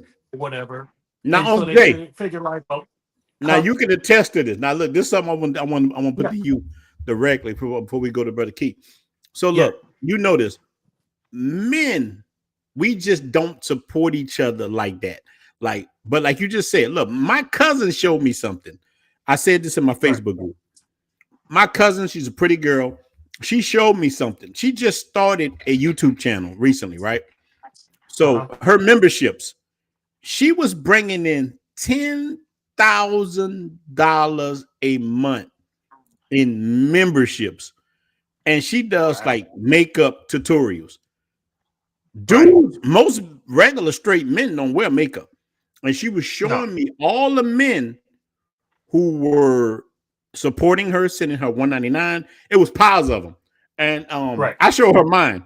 Mine was like 100 men giving me 199. and right, look, she just right. started YouTube channel. So even though I show brothers things, I show them things, I tell brothers, look, hey man, support the channel, support this, support the groups. Look, even in the group, Brother Jay, and I'm talking to you in particular because you had the group too. You can post in your group. You got 5, 10,000 people say, hey man, like the video. These niggas won't even like the video. How can we change Bro, the system in America when you can't even get these dusty mofos to like a video or support your channel? How can I you have win I, I have with I have cats no like that? idea, man. I have no idea. One of the things that, like, how we became really good friends is Yeah. you actually reached out to me. You supported what I was doing, Mm-hmm. and man, I'm gonna tell you, man. The reason why Unc J been laying low is because I was very disheartened with the amount of hate that the brothers were giving toward each other, the Yeah. amount of pillow talking and snitching and all this other stuff. It's like, man, if I tell you that, if I post a chick in the group and I say, well, man, she said she asking me for money. Instead of getting mad at me or me getting mad at you, how about get mad at the chick or leave alone? You know what I'm saying? But these guys go back pillow talking, and throw the guy under the bus and steal with the chick, that's doing Mm-hmm. that's basically trying to use them. But I wish that we could support each other, man. I was very frustrated. I mean, in six All right, months I look, had Brother Jay. 6,000 followers, and in Yeah, you got a and brother bruh. saying I missed the Columbia Pride. boy, I miss that group. Yeah, it was and Boy, when I I miss look, that when I chat, dog. when I asked for, I mean, literally when I was trying to branch out and get into some other things, other than just focusing on the women, because I realized that that was not safe because of how yeah, the brothers were pillow talking, yeah, bro. out of 6,000 people, I couldn't get 200 people to do a free like and subscribe. But then you all in my inbox saying how much you love what I was doing. Yeah, It man. was all God, positive, this dog. and that, or whatever. Damn. Well, damn, show it. You know what I'm saying? And it's like we just won't support brothers. And then when I stopped the group because of my safety, you know, I saw where some guy sent me something where a guy posted it in one of the other groups. Man, that guy Jay, he's over there. He's running a Ponzi scheme or something. Like, dude, really? And But all that's you're just trying to something. do is help men to free themselves, do things. Look, if anytime a Exactly. man, but it happens to me too. Listen, I have a membership. I tell men all the time, hey man, you want to talk to me now? Look, I almost got 15,000 people. I can't talk to everybody. I talk to men every Right. day, but I can't Right. talk to everybody. I say, look, join the membership. You don't even have to do a consultation. Consultations are higher. I say, just join the membership. It's just $2. My membership starts Right. $2. They don't even want to do that, or they'll cancel that. They look. I've had men talk to me and like, man, I love what you said. I don't get them dudes everything. They are applauding like after the thing's done. After it's done, they cancel the membership and then call me And back the game next is day. Say, priceless. hey, where you say to go ahead and you don't get from me? You know what I'm saying? So, and I'm a guy that will always try to help people, but this is why African Americans sometimes can be on the bottom. Look, man, I tell people, as long as a person trying to help you, I can understand a person ain't giving you nothing, ain't trying to help you. That's different. But if as long as the person trying to help you, tell people, man, look, support this brother. Any dude that know me personally, they know one thing about me. I'm about brotherhood and us winning. If you go on the Blue Book Passport Cartel right now, I'm telling dudes, support other YouTubers. I'm talking about dudes that ain't got no subscribers. I'm telling them, follow their channel, follow their channel, follow their channel. Look out for these guys because if you got a group, we almost 6,000 people. You got 6,000 people. You can monetize people instantly. You can, and you just watch their videos. And we did that to Yeah. each other. This Yeah. what the Jewish community does very well. We work together. I live here. You live here. You live here. You live. We go up, but it's something about us, man. We too tribalistic. I don't know. We carried this over from our ancestors from Africa. We're very tribalistic. We don't work together, and it just No. goes left quick. And I tell dudes, man, flush that stuff down the toilet, work together, and you can win. Women, I don't know why women got this so good. I don't care. Look, white women sold feminism to black women, hook, line, and center, and they roll with it. But it's something with us. We can't support each other. It's fucking cancerous. No matter what it is. No, look, think about this before I let Brother Keith go and Brother Black Caesar, Cleaner, Black Caesar. Look, and then we're gonna get to my brother Real Deal. Look, I don't know what it is in us where we can't, that crabs in the barrel we always talk about. I don't know what the hell this cancer is that, but a lot of women don't get it as much as black men because I will see women support each other hand down. And I'm gonna tell you, black chicks will support even white men. They support everybody before they support us. We don't support each other.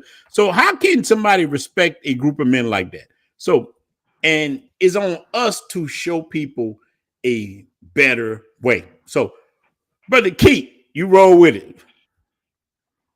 Well, I would say, I mean, what you said, the calves in the barrel thing is true. I experienced that in Baton Rouge, unfortunately. I Mm-hmm. came in, I spoke different. You know how it is down there. If you ain't from there, you can walk in a room and they know you ain't from there, Yeah, right? yeah, yeah. It's real. So I'm 6'4" and some change, So I come in there and I can tell my own people were kind of sizing me up, like, why is he here? What is he doing here? What's his agenda? And then when I start speaking, of course, I don't have the dialect that they have down there. So it was kind of like I felt like every time I was in there was a competition. That's how I ended up quitting that job because the brother I was working for, I mean, I'm sorry, he was like six, maybe 5'8" or whatever. I don't know what it was, but it was like a competition every day. I'm like, brother, I'm here to help back. Yeah. I ain't got nothing to do with you. But then when you start telling people about your life, they start seeing that you was retired military. He wasn't retired at the time. anybody in the vet community know, you start telling people you're 100% retired, you get a whole different look, either positive or Mhm. negative. So I kind of started feeling that vibe, and I couldn't understand. I said, brother, I'm here to help everybody. Like, I could do this Yeah. job for free. And what I think it is just me personally, I think sometimes men get poisoned by this crap that these women are doing when it comes to competition, right? Mhm. Back in the day, we only time we competed is if it was in battle. Okay, that was our competition. All right.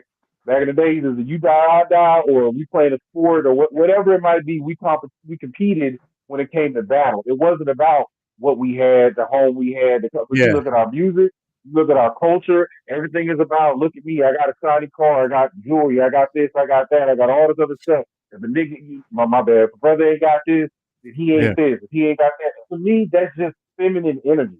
That's just Yeah. me It's feminine personally. energy. Real men, real men don't care. I don't care what you got around. I don't care what Unc got. I don't care what brother. Nobody really cares. We all go through the same struggle. At the end of the Mhm. day, you gonna wake up and like people say, I put my pants on like the next man do. Now I might ask you how you got it. I might mirror some of the things I do Right. in order to obtain that stuff. But to directly want what you have, even the woman you with, Yeah. me, I was like I said, I was raised by a man, so I never seen that. I never experienced that type of behavior. So it was foreign to me when I got older. Like, why do you care what this brother got? Why do you care what type of woman he going through this? I don't care how bad she is. He going through the same crap you going through. He still ain't getting none at home. He still ain't doing this. He still got an attitude. It don't matter. Yeah. That's Beyonce, real Jay talk. Z going through it. You look at Will Smith.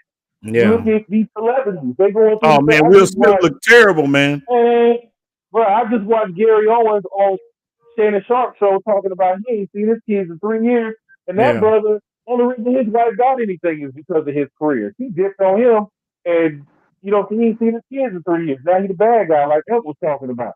Like we Now, all but go through brother, it brother season. Key, you saying a You real know thing. what You I'm saying? talking real deal because these situations that we all going through it. That's what I was trying to tell people. No matter what no high value, no matter how high your value you think in your mind you are, you still going through the same thing. So I want to touch on this too right quick before I let Black Cleaner get on there, and we're gonna let my brother Real Deal get on.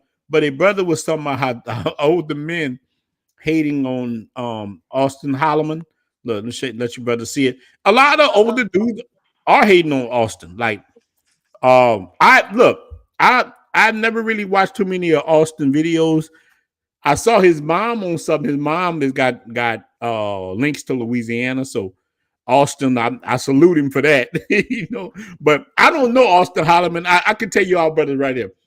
I would never hate on that brother. I would never hate on any brother because man, we just got it so rough that when I see a brother, I'm like, I'm trying to root for him. That's just me.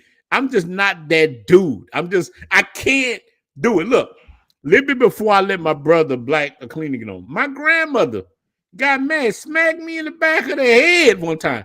She was bringing me to go get a job as a welder. And I saw another brother in the store named Frank. I looked at Frank and told Frank, I said, Frank, at this place we going to, man, they got job right there. They need welder helpers, welders. I'm telling him. And my grandmother smacked me in the back of the goddamn head, like, bah, don't tell nobody nothing until you get the job yourself, boy.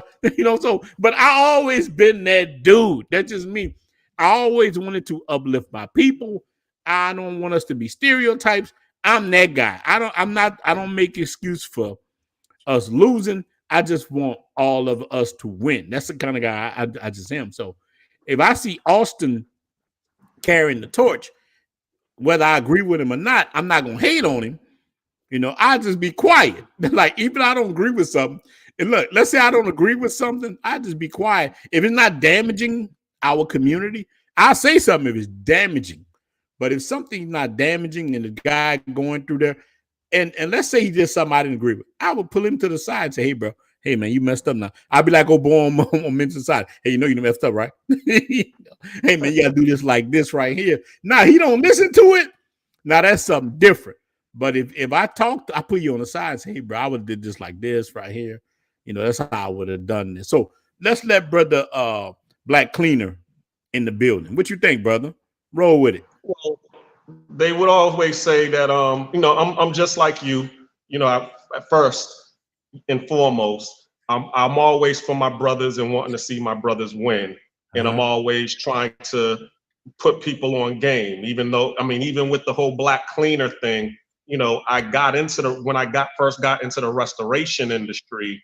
You know, I'm seeing all of these white guys with these carpet cleaning machines, and they making $1,000, or more a week just cleaning carpets. Yeah. And then I go work for, these serve pro, service master, and all these places, and they're making, 20, $30 an Guaranteed and hour. all that.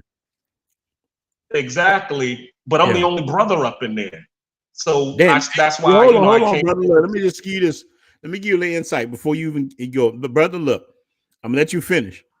I did the same work like you did, man. I had all kind of carpet cleaners. I did all that same stuff, man. So just want to give you a little backdrop. I did a lot of that same stuff that you're talking about, man. I had Diamondback carpet cleaners. I've been in the bit. A lot of us, man, we done lived so many different.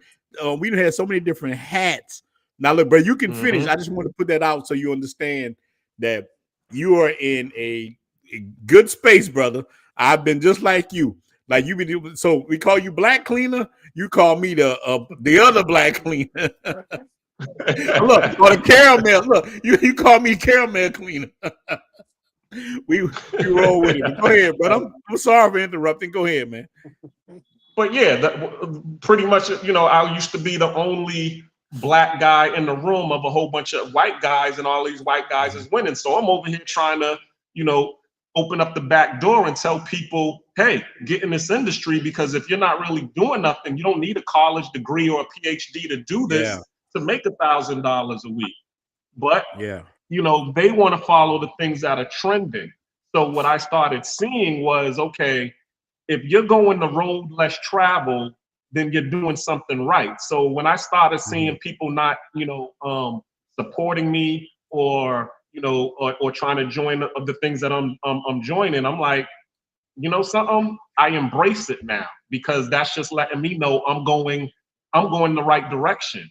yeah. You're in the right direction. And then, and as Yeah, far yeah, as yeah. Austin Holloman, I remember when I first saw him, he was on the business, that other channel.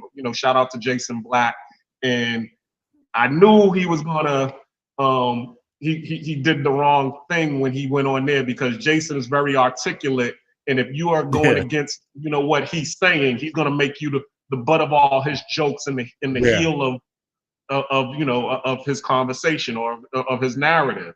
And that's where yeah, you know that's where he went wrong. But going forward, because I have been paying attention to Austin Holloman now, and I've seen the progress from when he yeah, first had that first initial conversation with Jason Black, where he was trying to debate Jason Black about supporting the Passport Bros, until now.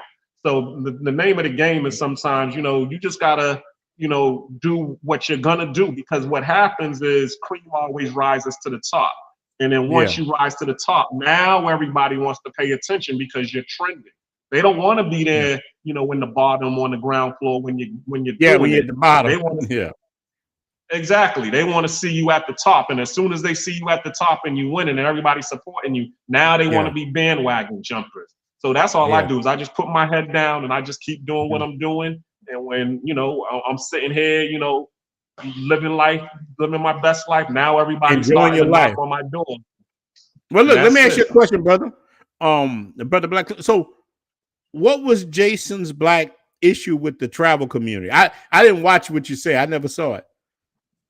Well, what everybody else is saying, the narrative of their, just a whole bunch of sex tourists, and they're not building nothing overseas. And also that whole narrative of they're just like these foreigners that are coming to America now. They're fleeing. They're calling us a bunch of fleers. So those are the talking points that they're going with. They're not building nothing. They're sex tourists, and they're fleers.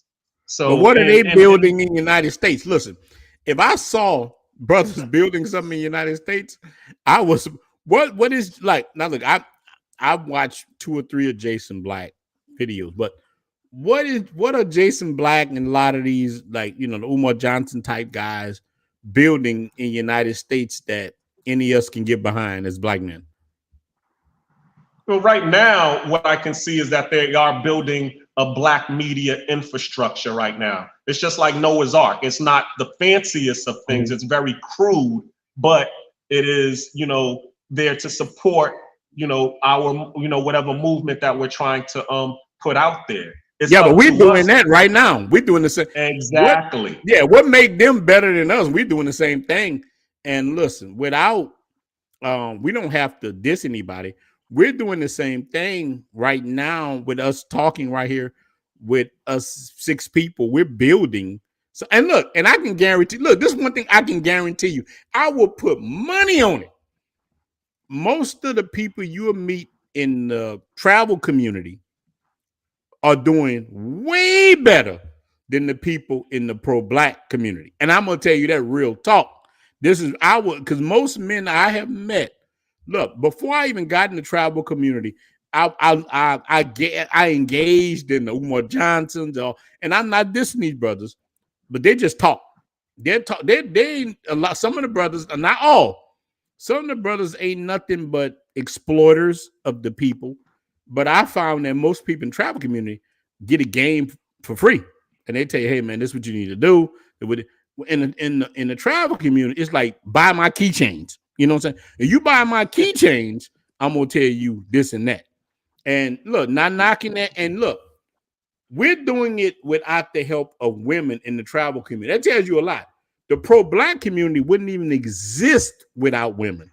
And I'm not just trying to diss those guys. We can win as brothers. So I believe in more masculinity. I'm just not one of those dudes that rock with that anymore. I just don't. I don't, because look, here's something about me, and I'm gonna let Real Deal get on. I'm more about how my dad raised me. I had my father. My father told me, do for yourself. Stop begging. Stop crying. Nobody's coming to save you. You have to do it on your own. My dad told me something that hurt my feelings when I was 13 years old. I will never forget it. My father looked at me and grabbed me by my shirt. So my dad had a janitorial service. I ain't want to clean up nothing. I don't want to do that. My dad grabbed me and said, boy, he grabbed me, man, he was so upset with me. He grabbed me and said, nobody owe you nothing, not even me. See, that was a real wake-up call. So you got brothers who think somebody owe me something. And look, and I don't know if y'all think I don't think like that. This is the thing, this is my thinking. And I don't put my thinking on anybody else. This is just how I was raised. And my dad grabbed me, he said, nobody owe you nothing, not even me. You want to get, nobody's coming to save you.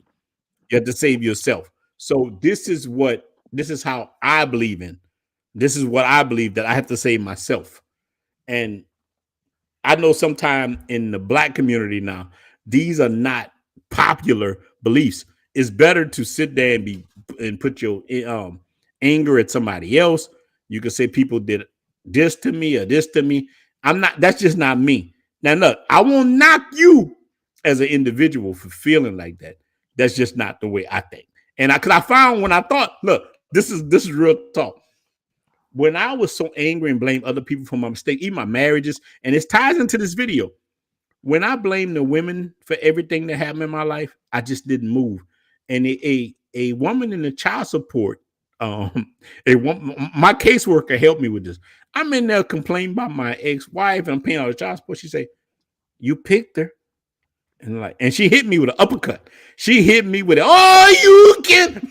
Wow. It's like I'm in the car, like, damn, I picked this woman. And I accepted responsibility. This is something all men need to do. Look at your life right now. All you younger dudes, whatever, accept responsibility for where you at.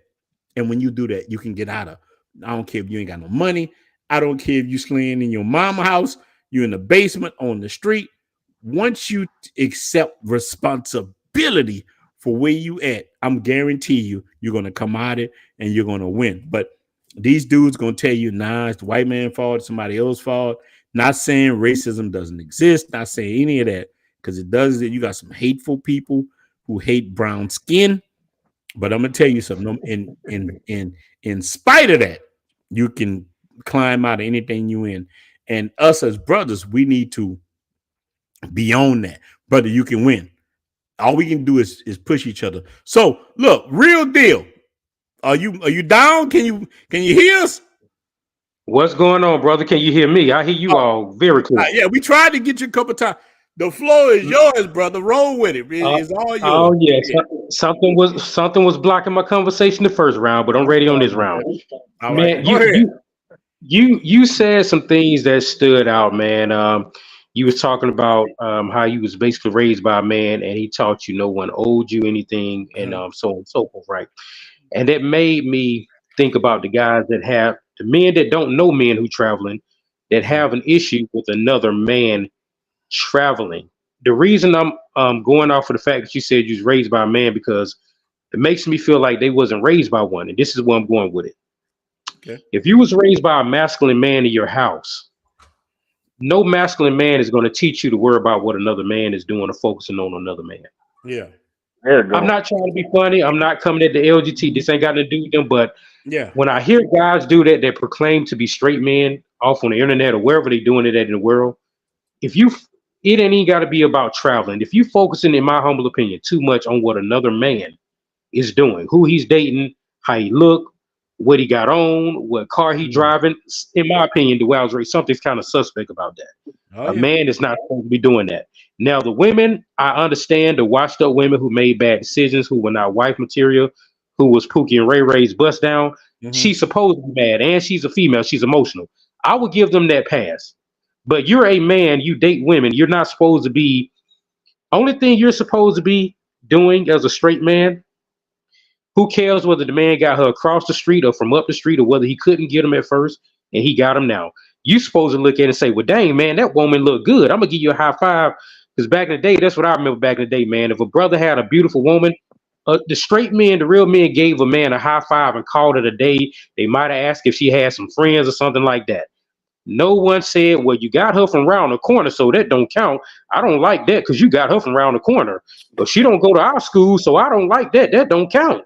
You know, no one thought that deeply into it, man. I'm just, like I'm saying, like, especially to hear that these are older men who do that as well, man. It just kind of weird to me to hear men. And then, like, when I break down the basis of the argument and the disagreement, you're a man who don't know another group of men. You don't even know what half of them look like. You're upset about the fact that they can travel, and you're upset that they interact with women, and you're upset that, okay, by your admission or whatever it is, okay, this man couldn't get a woman, but you're upset that a man that couldn't get a woman went somewhere else and got a better looking woman. Like, when you break it down, it just sounds so weird, man. I don't know if anybody else paid attention to it the way that I paid attention to it, but it sounds so weird coming from other men that's supposed to be straight men, because it's kind of looking at like, okay, well, what, you judging another man on how he look, so now you sound like a woman. You know, you saying that, hey, the women don't like you, just stay here and accept the people that don't like you, and you know you ain't supposed to be going to get people that like you. If in your neighborhood people don't like you, you're supposed to go out what the people in your neighborhood say. Brother, you sound like a female. You know what I'm saying? I'm not trying to be funny. Them brothers sound feminine by talking like that. And like you were talking about, yeah. And when you were talking about building, man, yeah, I don't see nothing nobody has built here either. So I don't hear them say that about, okay, well, the guys that the women over here are sleeping with, guess what? Those guys ain't building nothing. Guess what? They ain't taking care of their kids. Yeah. So okay, so when you go somewhere else, you supposed to hop out and build a building. But if you over here and I'm sleeping around with Keisha and they ain't doing nothing for her, that's all cool in the game. Like I'm saying, like a lot of these guys that talk, what I'm noticing is, man, they don't talk with logic. They actually, and I'm not trying to diss women, they talk like women. They talk like from an emotional place. It's very random. It's not even thought out. It's just, I feel this way. I feel some kind of way. I think it's not cool. So I'm just going to say something. You know, yeah, I'm going to say something. I didn't think into it. I don't know if it makes sense. This is how I feel right now, and I'm going to say it. I ain't trying to be funny, man, but you brothers on the internet doing that, I'm not telling you what they have an opinion about, but some of that, y'all getting a little borderline, man. Yeah, it's suspect, brother. Look, y'all getting a little borderline, man.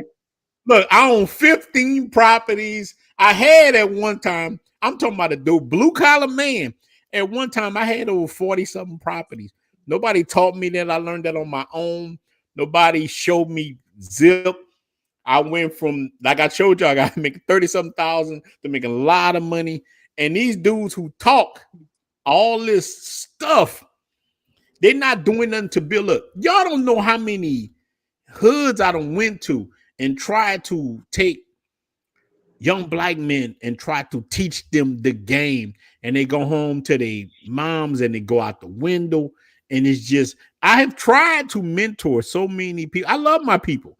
I want to see us take over the game. I learned what the real deal is. That's why anybody can come to America. I don't care if you can get a few people from Nigeria or any place right now. They'll come to the United States. They're hungry. What it is, people are telling men not to be hungry anymore. They're telling you you're a victim. So look, you got two things. Either you're a victim or you're a warrior. I preach. Look, my name is Ronin. Can I say something real quick, Ronin, while I'm thinking about it? Go ahead. I just thought about something else, man. And this goes back to what you were saying about, you said the other gentleman saying people are fleeing.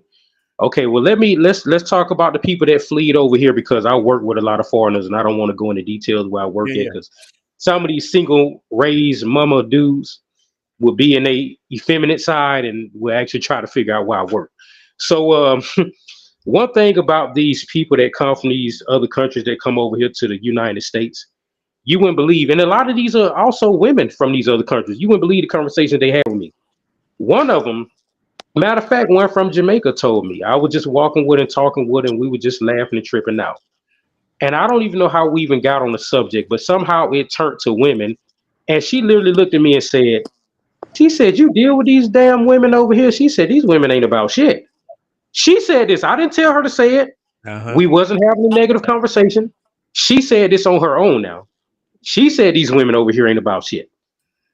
She told me, said, go someplace else. Okay, that's one thing, right? She ain't the only woman that said that to me. Then two, for the people that say, well, hey, they fleeing, they coming over here. Well, let me tell you why the people fleeing and coming over here. It's for money. Yeah. United States, we have a lot of opportunities with job and money. One thing that I've noticed a lot of foreigners have done once they got that certain amount of money, and they tell me they're in the midst of doing it now. When they get that money, that place that you all saying that they're fleeing from, guess what they're doing? They fleeing their asses right back to it, because now they got what they needed from the United States. They need the money. They don't like, I'm gonna be honest, they don't like how we act in our relationship. They don't like a lot of our culture. They think it is degenerate and backwards and stuff like that. They just don't say anything while they working. Hold on. Look, this is the thing. Yeah. And it goes in me and my oldest daughter, my oldest child, love her to death, is engaged to a Nigerian. He's a professor at LSU. Very smart guy. Awesome guy. Me and him have discussions all the time about the same subject that you're talking about. And I tell him, what you see is not black culture. That's ghetto culture. Ghetto culture and black African American culture is two different things. But here's what we feel, that as men, we allow other people to dictate what's black culture. They'll tell you, you lost your black card. Let me tell you, exactly. Ghetto culture, and you're right. Listen, we need to, as men, tell people what the hell black culture is, but we got too many people that they depend on like certain women, so they don't want to offend anybody. So they will side with ghetto culture. Look, I'm from the hood. I understand ghetto culture.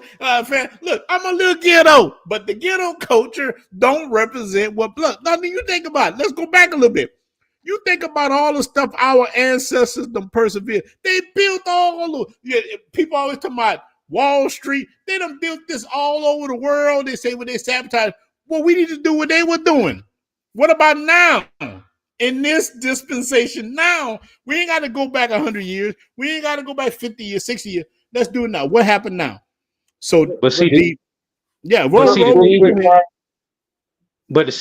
thing is, though, what I was pointing out was when the people, because they be trying to like compare, like, okay, where we at, and if you look at it financially, yes, financially, we're doing better than a lot of other people on the globe.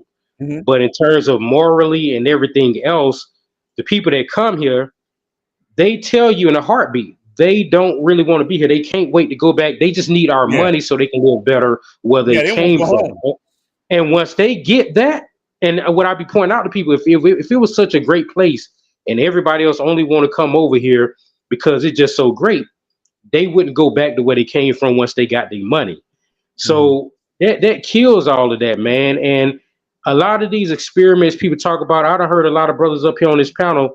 A lot of everybody up here done been married before, except for me. I mean, I done slept with a few women, but I ain't never been married. I had no kids with nobody. Well, So that and kills it. you and men on the So move, men on yeah, the move in the building too. so that kills that argument that I also Yeah. hear, which is a childish, juvenile argument from them guys raised by their single mama. That hey man, you went to another country because the girl in the ghetto won't give you sex. I'm glad she gave me some sex yesterday, but I don't think she'll give you none. That's why you went on a plane. You know what I'm saying? Like, okay, so if they couldn't get any sex or Yeah, relationship, that's how a would these? horrible argument. Yeah, Yeah. man. We've been look, Yeah. we all them locked down. We all them knocked down Lakeisha. We them lock. We like everybody on the panel them knocked down Lakeisha. Ain't no. Man, what? So many different I times, wish they man. So didn't want many me. different times. All right, look. And I'm Let gonna get off the mic Real, and let somebody. look. real Men quick, on the Rod. I just move. want to say this What going real on? quick. Well, hold But on, wait. All right, we go gotta ahead, brother. understand real quick. We gotta understand that it is a community. Everybody. I'm in Texas, right? So we all understand with Juneteenth, how they didn't tell brothers down here they was free. We have to Yeah, get out of that mindset that everybody wanted to leave the plantation as yeah. black people. Let's stop thinking that, okay? There was a Mhm. hopping bob in every place, in every place for Yeah, history, that for the damn. beginning of black people. So the people I think this is me that we're talking about. Everybody don't want to see you go and do other things. Some people are very comfortable as a prisoner in this country, in the United States. If you're in the United States, if you don't have Mhm. a passport, you are a prisoner in that country. If something Damn, jump that's off, real. you can't leave the country. You can't drive off the country. You can't get on a damn boat. You can't go to like really. You got to really think about that. Like if something happens and they say you can't leave, you really can't leave because you You don't can't have a blue. leave. Right? So you got to think of it. You're a prisoner in your own country. That's any country, but especially here because we have the means to leave the country. So I look at it that way. I look at it like there's a hop and bob in every community. There's definitely Mhm. plenty of them in our community. And I just feel like any men that's against, especially black men, especially black men leaving and finding peace and good women, good food, good weather. Any man that has built himself up enough to leave his home country and go somewhere where they don't even speak the language he was raised on and make a life Yeah. for himself. If you a hater of that, you a hopping bob to me. I'm Mhm. just being honest. You a No, hopping you're bob right. to me. Look, and his brothers hit on it. Look, the 49 Super Chat. Much respect for the advice on take. Yeah, we have to take responsibility. Look, that's the best advice my father ever told me. Changed my life. And look, so my father told me this when I was young. He told me that I was like 13. It took me to be 30 something before I actually listened to this ninja. Listen, take responsibility for your life and you will win. Look, as a community, I'm gonna tell. I'm about to let men on the move answer a lot of this stuff too. He's coming in, solid brother. Let me tell y'all something, man. Do you think everybody tell me yes or no, right quick? In our life, if black people, what we call black people, took responsibility for everything, not saying people ain't did some horrible stuff to us on Jay, not saying they haven't done, not saying they deserve payback, the big payback like James Brown. Right now, no matter what somebody done to you, no matter what's happening, when no woman, no anything, if we come up with a plan as a group of people and we stand together, take responsibility for where we at, we can change our situation forever. Like the Asians, like anybody else. Is that a yes or no, bro, Jay? Can we do it? Yes or no? Yeah, I Oh, for believe we can sure, do it. man. I mean, the first person you have to look at is the man in the mirror, and you have to figure out what you need to do to elevate your life or whatever. You know what I'm saying? Like, I grew up with a single parent. You know, my Uh-huh. dad wasn't there for me, but I never used that as an excuse to fail. You know what I'm saying? Like, I made did what I had to do. I married these Yeah. women. I dealt with it, but at least I felt like, okay, out of four, I only had two children. So, I did what I had to do, man. I said, I It's made you. those children. I got to take Yeah. care of them. And thank God, 10 more days, man. Last child support payment, I'm out the game, So, Boy, let Oh, me tell you, when I made my last child support payment, yeah. boy, let me tell Now you. I'm hating. Jay, Jay, Jay, when I made my Yo, last child support payment, bruh. Man. Hey, look, that child support payment, get that brother here. Drop. that's like four God, Colombian Hey. yeah. incomes down here. So it's like it's definitely big down here. But like you said, man, you just got to change your situation, and you have to look at, okay, what can I do to make myself better? What can I do Yeah. to elevate myself? And my thing was, it's like, okay, wait a minute, I'm struggling out here in San Francisco. Um, being a disabled veteran and Social Hey, Security man. in the nine. My money is the same no matter where I go. So I'm like, Uh-huh. okay, wait a minute. You mean I can, in a sense, quadruple my money by going to Colombia? I have nice food. I have beautiful weather, beautiful Yeah. women. And the cost of living is, Oh man. is cheaper. I'm all in, man. I'm all in. You know what I'm saying? I didn't know a lick of Spanish when I got here. None. See, You know but what I'm this is saying? your, Except for but brother probably Jay, hola and de nada. but brother Jay, you're what men need to deal with. Like your brother, what you're what men need to. We'll come back to you. Look, men on the move, man. Yeah. Shout out to you, men on the move. What's going on with y'all, man? What's Man, look, going on?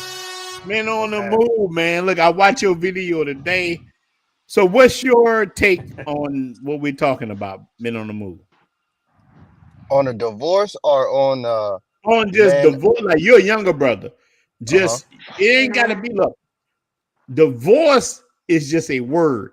There's many men, even young men, who are in relationships with women who have never tied the knot. They never walked down the aisle, but they love Mm-hmm. these women like they've been married for 30 years. So you Oh represent man. them, brother. You represent them. Yeah, yeah.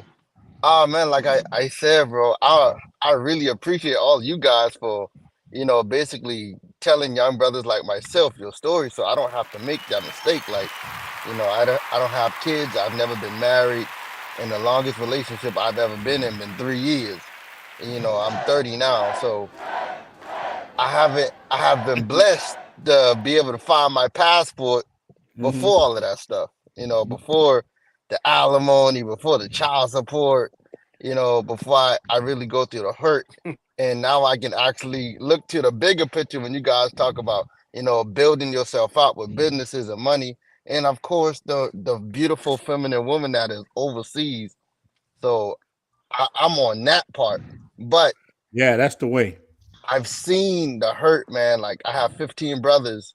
I've seen my Wait, brothers, wait, some of wait, my wait, brothers. wait, wait, wait, wait. Hold on, I can't let you glaze over that like some like some glazed donuts. I just can't let you glaze over. You got 15 brothers. Hold on, wait, wait, Trying to wait. slip that one in quick. Hold on, wait, wait, wait, wait, wait, wait. Hold on. You got 15 real brothers, biological?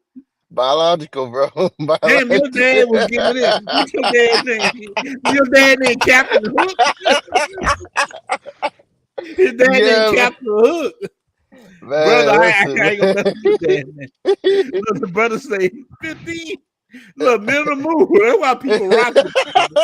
Look, wait. 15 All you brothers, brothers man. follow Men on the Move. Follow Jay, man. Follow. Oh, look, any of you brothers that got YouTube, man, put y'all stuff in the chat. Y'all put on your phone, put in the chat. Look, I would do it, but I'd be drunk. And I ain't gonna remember it. Look. So your dad, no wait, your dad had 15 kids. Yeah, man. And you know Your what? dad was a No, real mofo werewolf. it was more than 15 kids because I would make the 16th boy, and I also Man, got your two dad a sisters. soldier. Look, they So, say God bless your daddy. but look, but remember when you remember when you was talking about, people really don't travel an hour out their city. Yeah, My dad is one of those people. So all of the kids yeah. that he had, even though it was a different woman, it was all within the same town. They Like all in people the was same in city. within Yeah. like 20 minutes away Yeah. from each other. You feel me? Yeah. But but you don't Man, get I me off. can't You talk don't about got me off nobody, track, daddy. I got kids. No, wait, hold on, wait. Why don't you feel, look? I may have said this for look. OJ, y'all, let me make y'all laugh. I'm one time in one of these like Circle K's, and I go buy some beer, and little boy tugging on my shirt. He say, "My mama say you my daddy." I say, "I don't know, but I buy you that Dr. Pepper you got." Say your mama. I say hi. So I can't pick on your daddy. Yo, All right, we'll finish up. Men on the move. Go ahead. but yeah, man, I got 15 brothers, and I'm the youngest out of I'm the Close. youngest out of the 16. Yeah. And I've seen my brothers, like I got three in the military, and one been just gone for years. He spent 20 years, 19 years in the military. Uh-huh. Come back home to find out his wife has just been dogging him the whole time. Cause now that he's ready to retire, his wife, she's not happy no more because she couldn't be Yeah. with the same dude that she been with the whole time that she was gone. So now, she did on file for divorce. He's paying the child support. He got the alimony to deal with. They got two kids, so he got to pay child support for each one It's of like the those. NFL, NBA, NFL. Dude Yeah, retire. man. He come home. The women give like Kevin Garnett. A lot of people go through that. And it's sad, bro. And I've seen another one. He wasn't in the military, but he's been in and out of jail. Being in, they would take you to jail for child support for less than $100, man. Oh yeah. That'll cost you your job. That'll It cost depends you your on the state license. you're in. But Louisiana, you can get drug up here for child support. I don't know about other states. I know on Jay, you live in California. I know you. On Jay, I don't know where the hell you from. You from all over. That's that military lifestyle right Yeah, there. that military, Oh, even Keith, look, even Brother Keith talking about Baton Rouge, Louisiana, he talking about Texas. Hey, I got about Oh, y'all 5 military, but y'all addresses, be all over. man. Yeah, man. I wish I was like that, man. I'm from little old Charleston, man.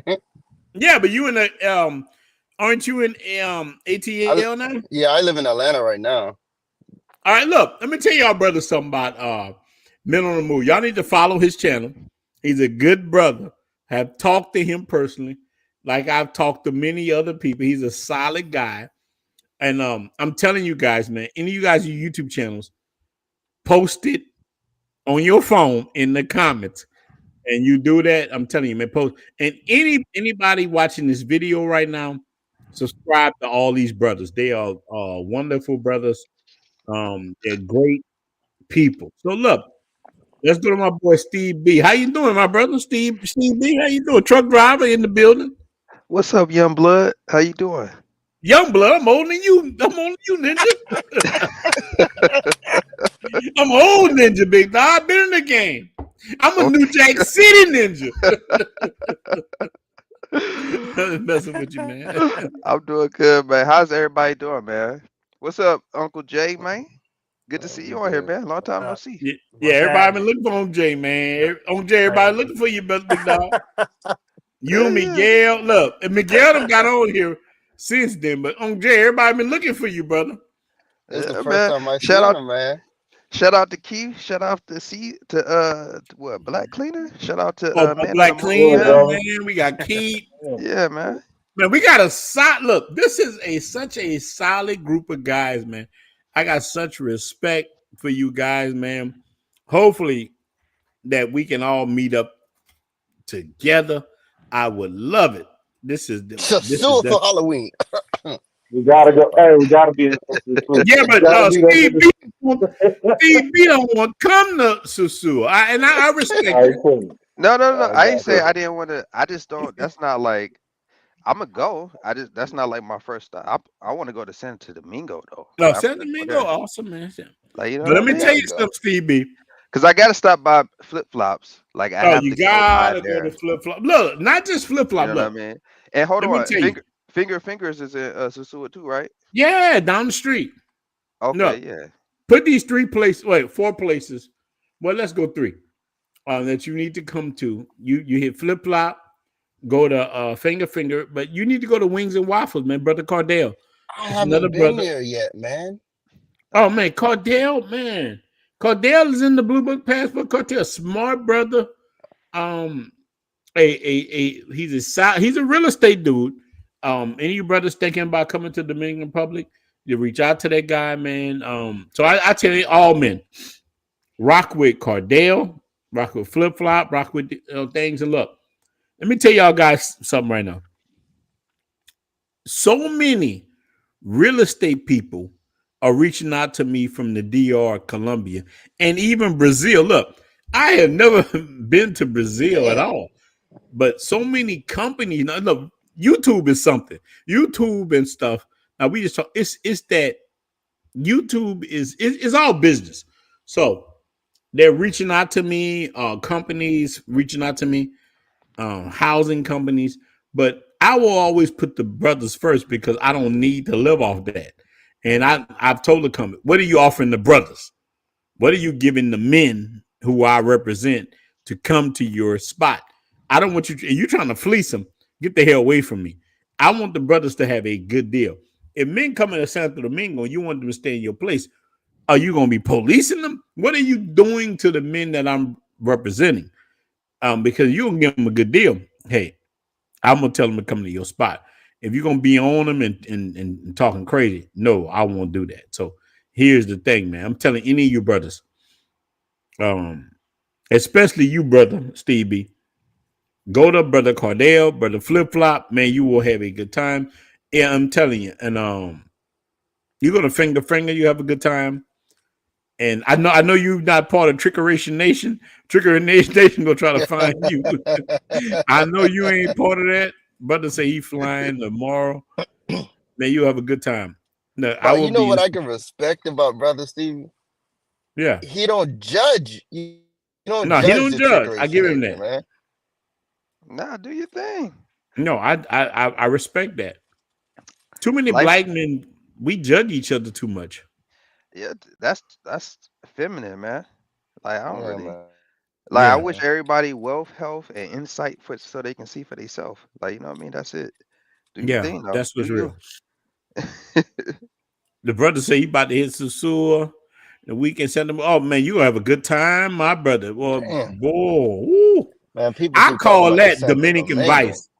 No, but I that's gotta what I hit the call Santo Dominican Domingo. Vice. When you hit, see, let me tell you, when you hit Sosua and Santo Domingo, that's my Dominican. I get on that bus, I call that the chitlin circuit. I go from up here to up here. That's what I call chitlin circuit, man. Man, So Let that's me a 4 hour ride though. yeah. it Let is me a 4 hour ride. yeah. Every time you bring that up, I be thinking like, is it dumb to like catch a flight from Santo Domingo to Susua? Does that make no Yeah, sense? because it's Yeah, that ain't. I don't think there is no flight. You can catch a now. Ah, You you can thinking take of a Colombia lifestyle. yeah. Now Okay. look, now yeah, now you could take a you could take a private car and you get there way faster, but you're gonna pay more. So here's the difference. Yeah. Okay. You can go from not saying about Colombia. You can go from Santo Domingo to Sosua. You might pay $200 for a car, Mm, and or you could just fly into Sosua. You fly into Puerto Plata, like it depends on what part of the country you live in. You can hmm just get a ticket and fly into Sosua, and that's what it is.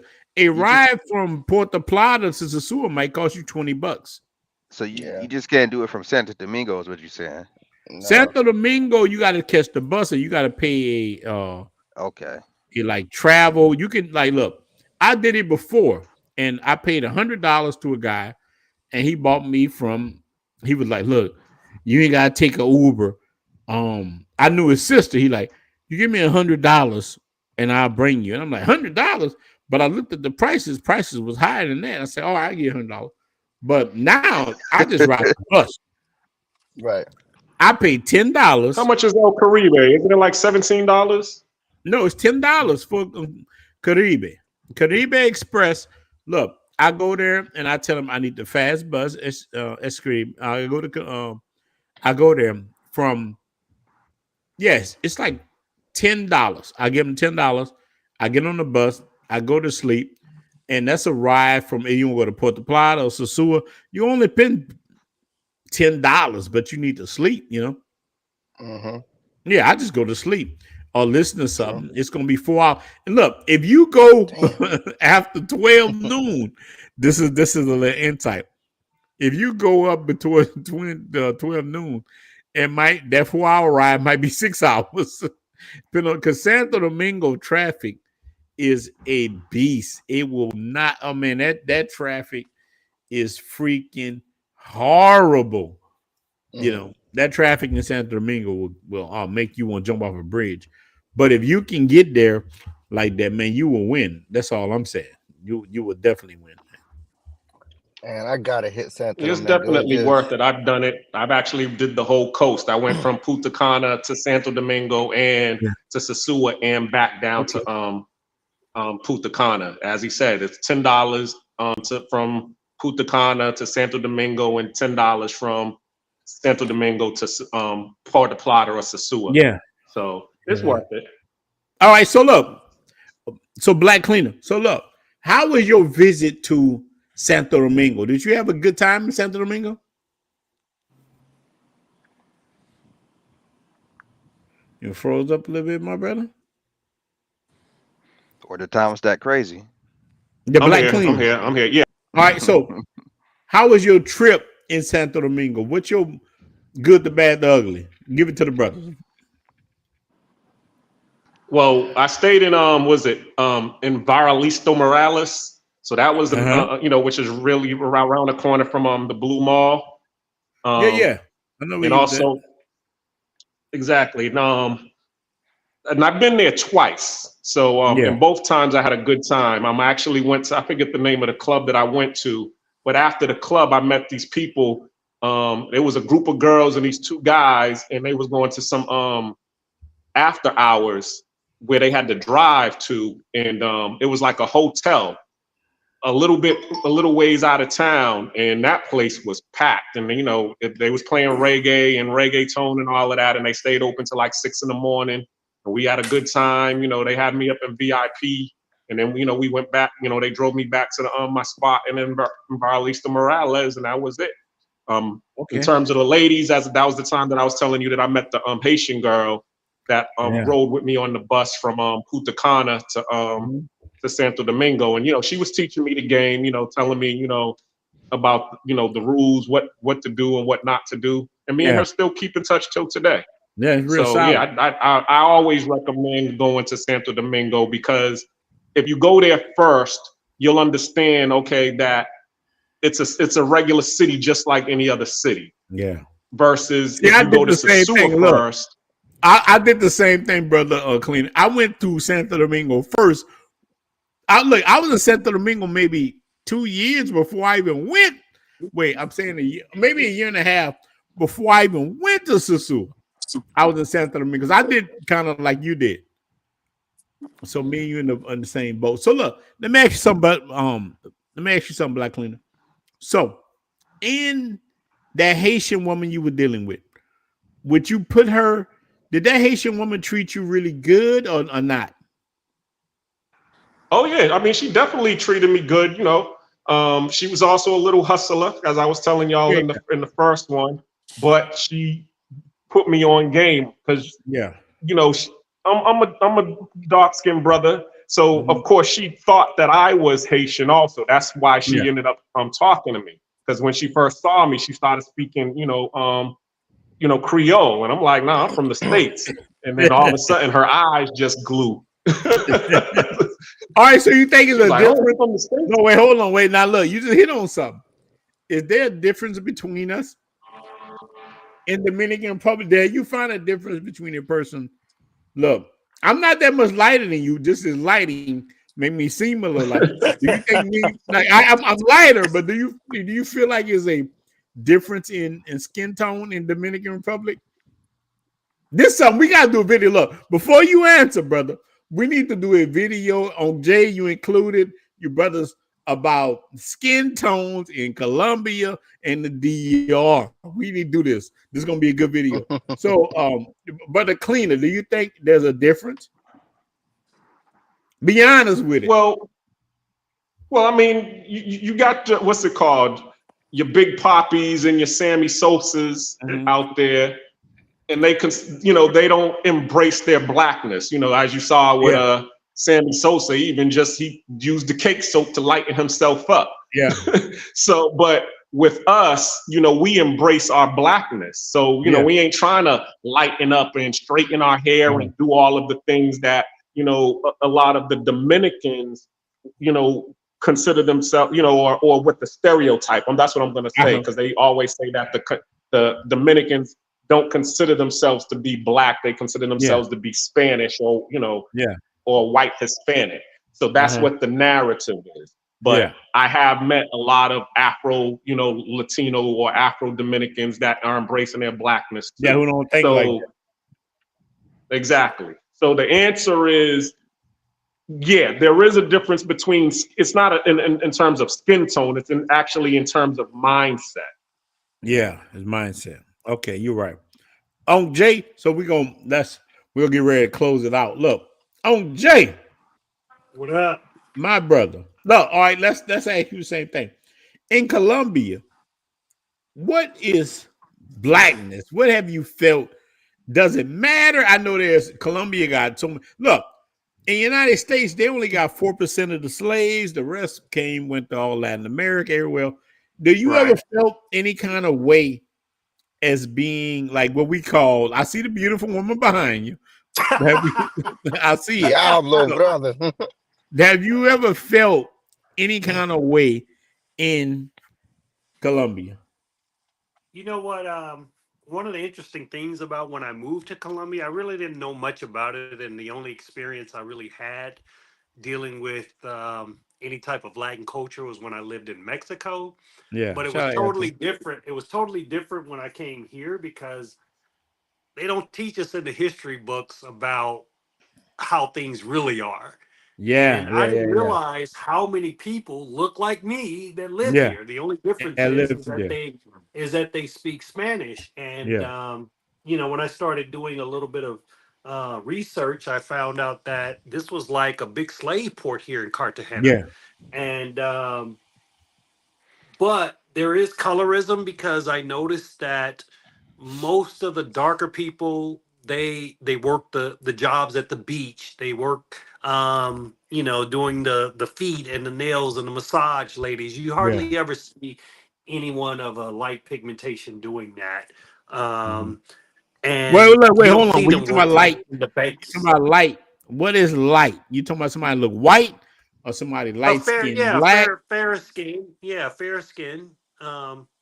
It's just you can tell like the separation in class. Yeah.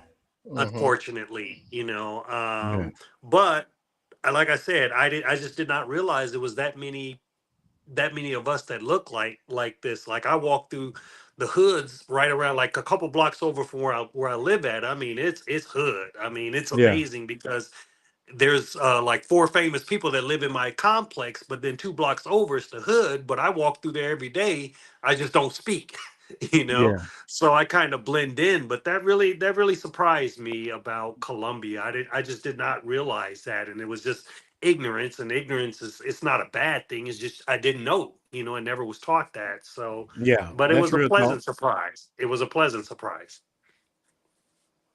That's what's up, Brother Keith. Now we're gonna make our way around before we get off. Now look, before we stop, for anything, Brother Keith, Brother Jay, any of you brothers with YouTube channels, put it out. Put your YouTube channel out.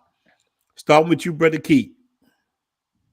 Yeah, so I'm the one that posted the thing about the veterans, that I was helping vets out. I haven't got the YouTube page going yet.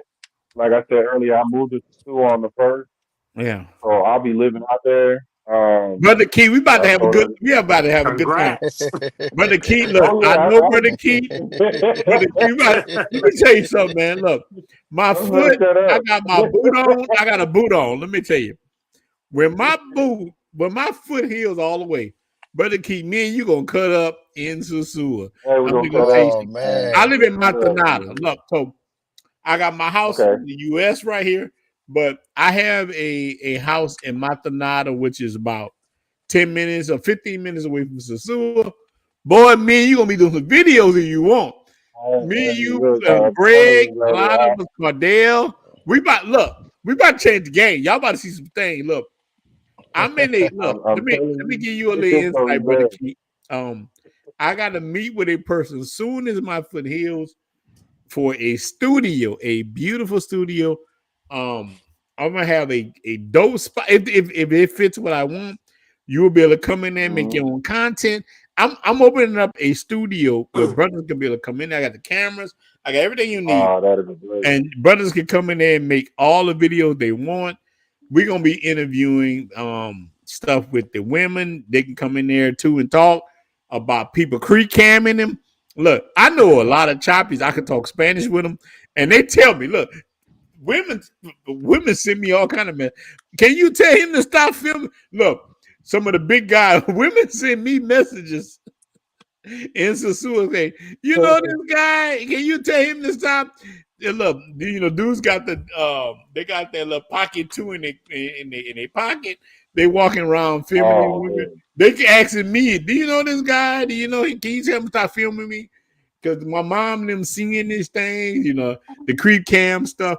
But I'm telling you, man, we will be in a good spot. I know a lot of women, a lot of people in the area. I'm glad that you moving there. I got another person to Oh rock. yeah. I got so many people I can rock with.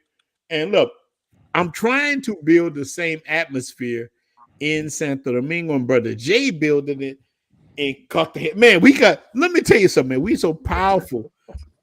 Look. That's why I chose you, brother Jay. I picked you for us to have that link between Dominican Republic and Colombia. Man, this is awesome. And look, we got black Absolutely, cleanup. absolutely. Man, look, the black cleanup messing around with Yeah. Panama. Man, look, We're man, gonna we have can all boy, the we can build continents so locked we down. the Justice League. I like that Justice League stuff, but look, all right, brother. Look, all right, brother. Keep rolling. Let's finish it out. Let's go Yeah, here. but yeah, man. I decided, man, after my first time out there to Sosua, I came back, and of course, as black men, me and Pierre, we're gonna talk about the women. But one thing I noticed from the jump is something I haven't experienced probably even since I was in the military is how brothers got along. Like I've Yeah, never seen ages from 60 years old to 20 years old, especially black men, uh-huh. sitting in the same VIP at the casino or sitting there, Yeah, flip flops and sitting somewhere and just having a conversation and constantly giving brothers game, like exactly what Ron's doing, exactly what Hump's been doing. So I tell people, especially at our age, like, yeah, the women are a plus. Like, what I notice is most brothers get out there, they do whatever they do with it, they find one they like, and that's what they with. That's kind of normally how it goes, right? I did the same thing. Ron did it, Unc did it, most brothers I talked to did it. yeah. But it's just the brotherhood. And when I got back to the States, I was so frustrated with our people. I was frustrated with what we was doing. I was frustrated at the food we eat. Like one of my biggest things is speaking to people, right? And in the military, we have to speak. You can't walk by Yeah, somebody without speaking. It's law, right? So yeah, when that's I real. got out, I was kind of like, why people ain't speaking? Like if I walk by another person, why we don't speak? And that is one thing when I was over there, I never had an issue with. I don't Yeah, care you if have they no issue three with that. or if they 73. They go hola, good morning, good dia. They gonna do all that every time you see them. And I'm telling you, the energy for any brother that's listening, ain't been out there. I'm telling you now, it'll be a life changing experience. I guarantee it'll be a life Yeah, changing you talking experience. about like for them Because going to Susua. That Susua is anywhere, awesome. Sasua, Yeah, I haven't been to Santo Domingo yet, but I've been to Santiago twice, and I'm telling you, it will change your. yeah, change your life. You'll come back. My mother says all the time, I'm a bougie bee in the state. I am. When I come back, I do. I don't really. Unfortunately, I don't really talk to sisters. I don't go out. I do what I got to do when I go back over Yeah, there. you And don't, that's kind of it done altered. Yeah, that's what happened. yeah. Just like Black Unc was cleaner. talking about, like yeah, you just look at it different. Like man, I'm not gonna deal with. all three of your baby daddies and all that other stuff. And man, I go over there and find me something 10 years younger that cook, Oh clean, man, you have guys. wait. I don't know how Come old you are. on, You have man. 20 years younger. I tell men, Hey, I'm 34. stay legal. I'm in that good. I'm in that good area still. I'm Yeah, still. You know, yeah. I'm I still look. in that I'm in that window. area of the mid 40s where I can get somebody half my age and I'm still winning. Exactly. And you're still good. You know? Yeah, I'm Oh in that. man. I'm in an area like you. So So look. So yeah, let, so black cleaner. What do you think about it? No, we What about to about close what? out. No, you think about no. You have any closing arguments about anything? It's all yours. For You you to feel me? have this platform here, and you was also a lifesaver also because you was talking about your friend who ended up deleting himself, and Oh man. like I went through a certain moment like that Yeah. where I went over my girlfriend's house and because she wasn't answering her phone, I Mm-hmm. drove over there and there was a car in her driveway. And that was the first time I ever seen, her have a strange car in her driveway. I'm banging on the door, she ignoring me. And then finally, what I'm saying, she calls me and I'm like, yo, open the door. I want to see what's going on. And then she opens the door and, it's her girlfriend who ended up dropping off a gift for her birthday.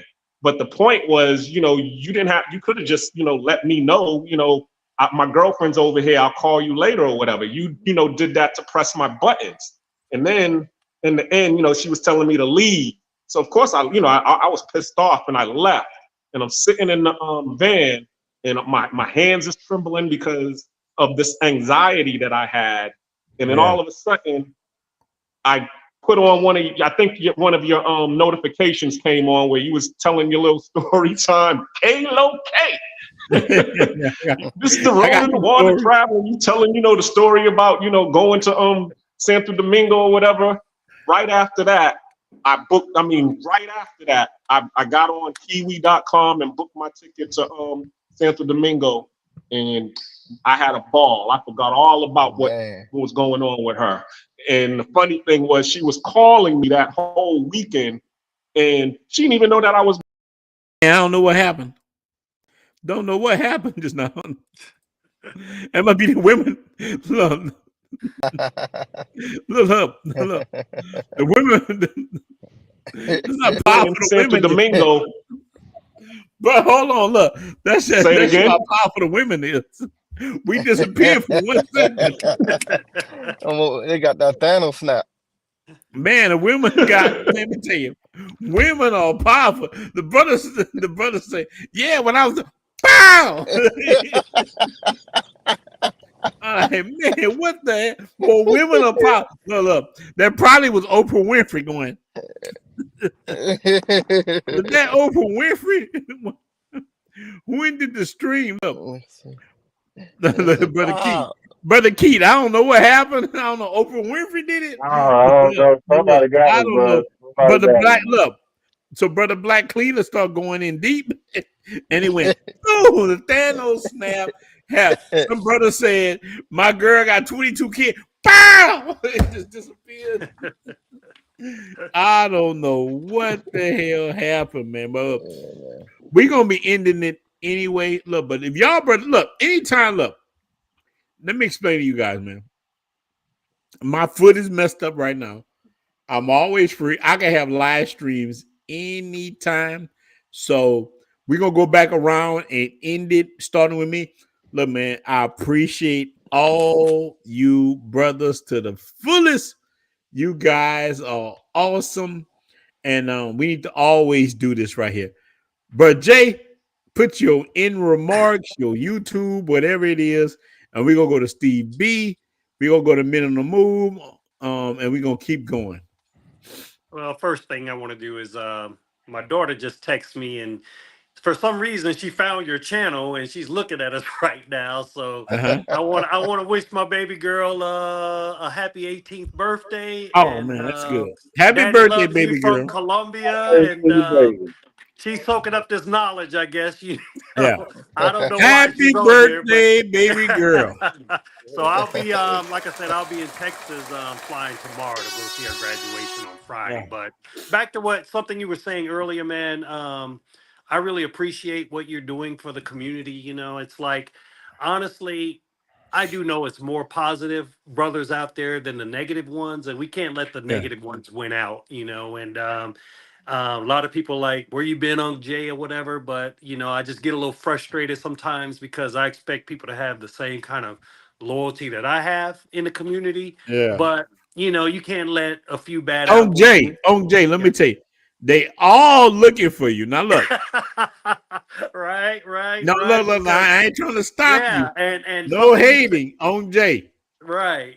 Do you know Some how many emails I ever got from brothers saying, "Hey man, where on Jay at?" I say, "Man, on Jay, all right." Look, but and so many people ask me where on Jay at.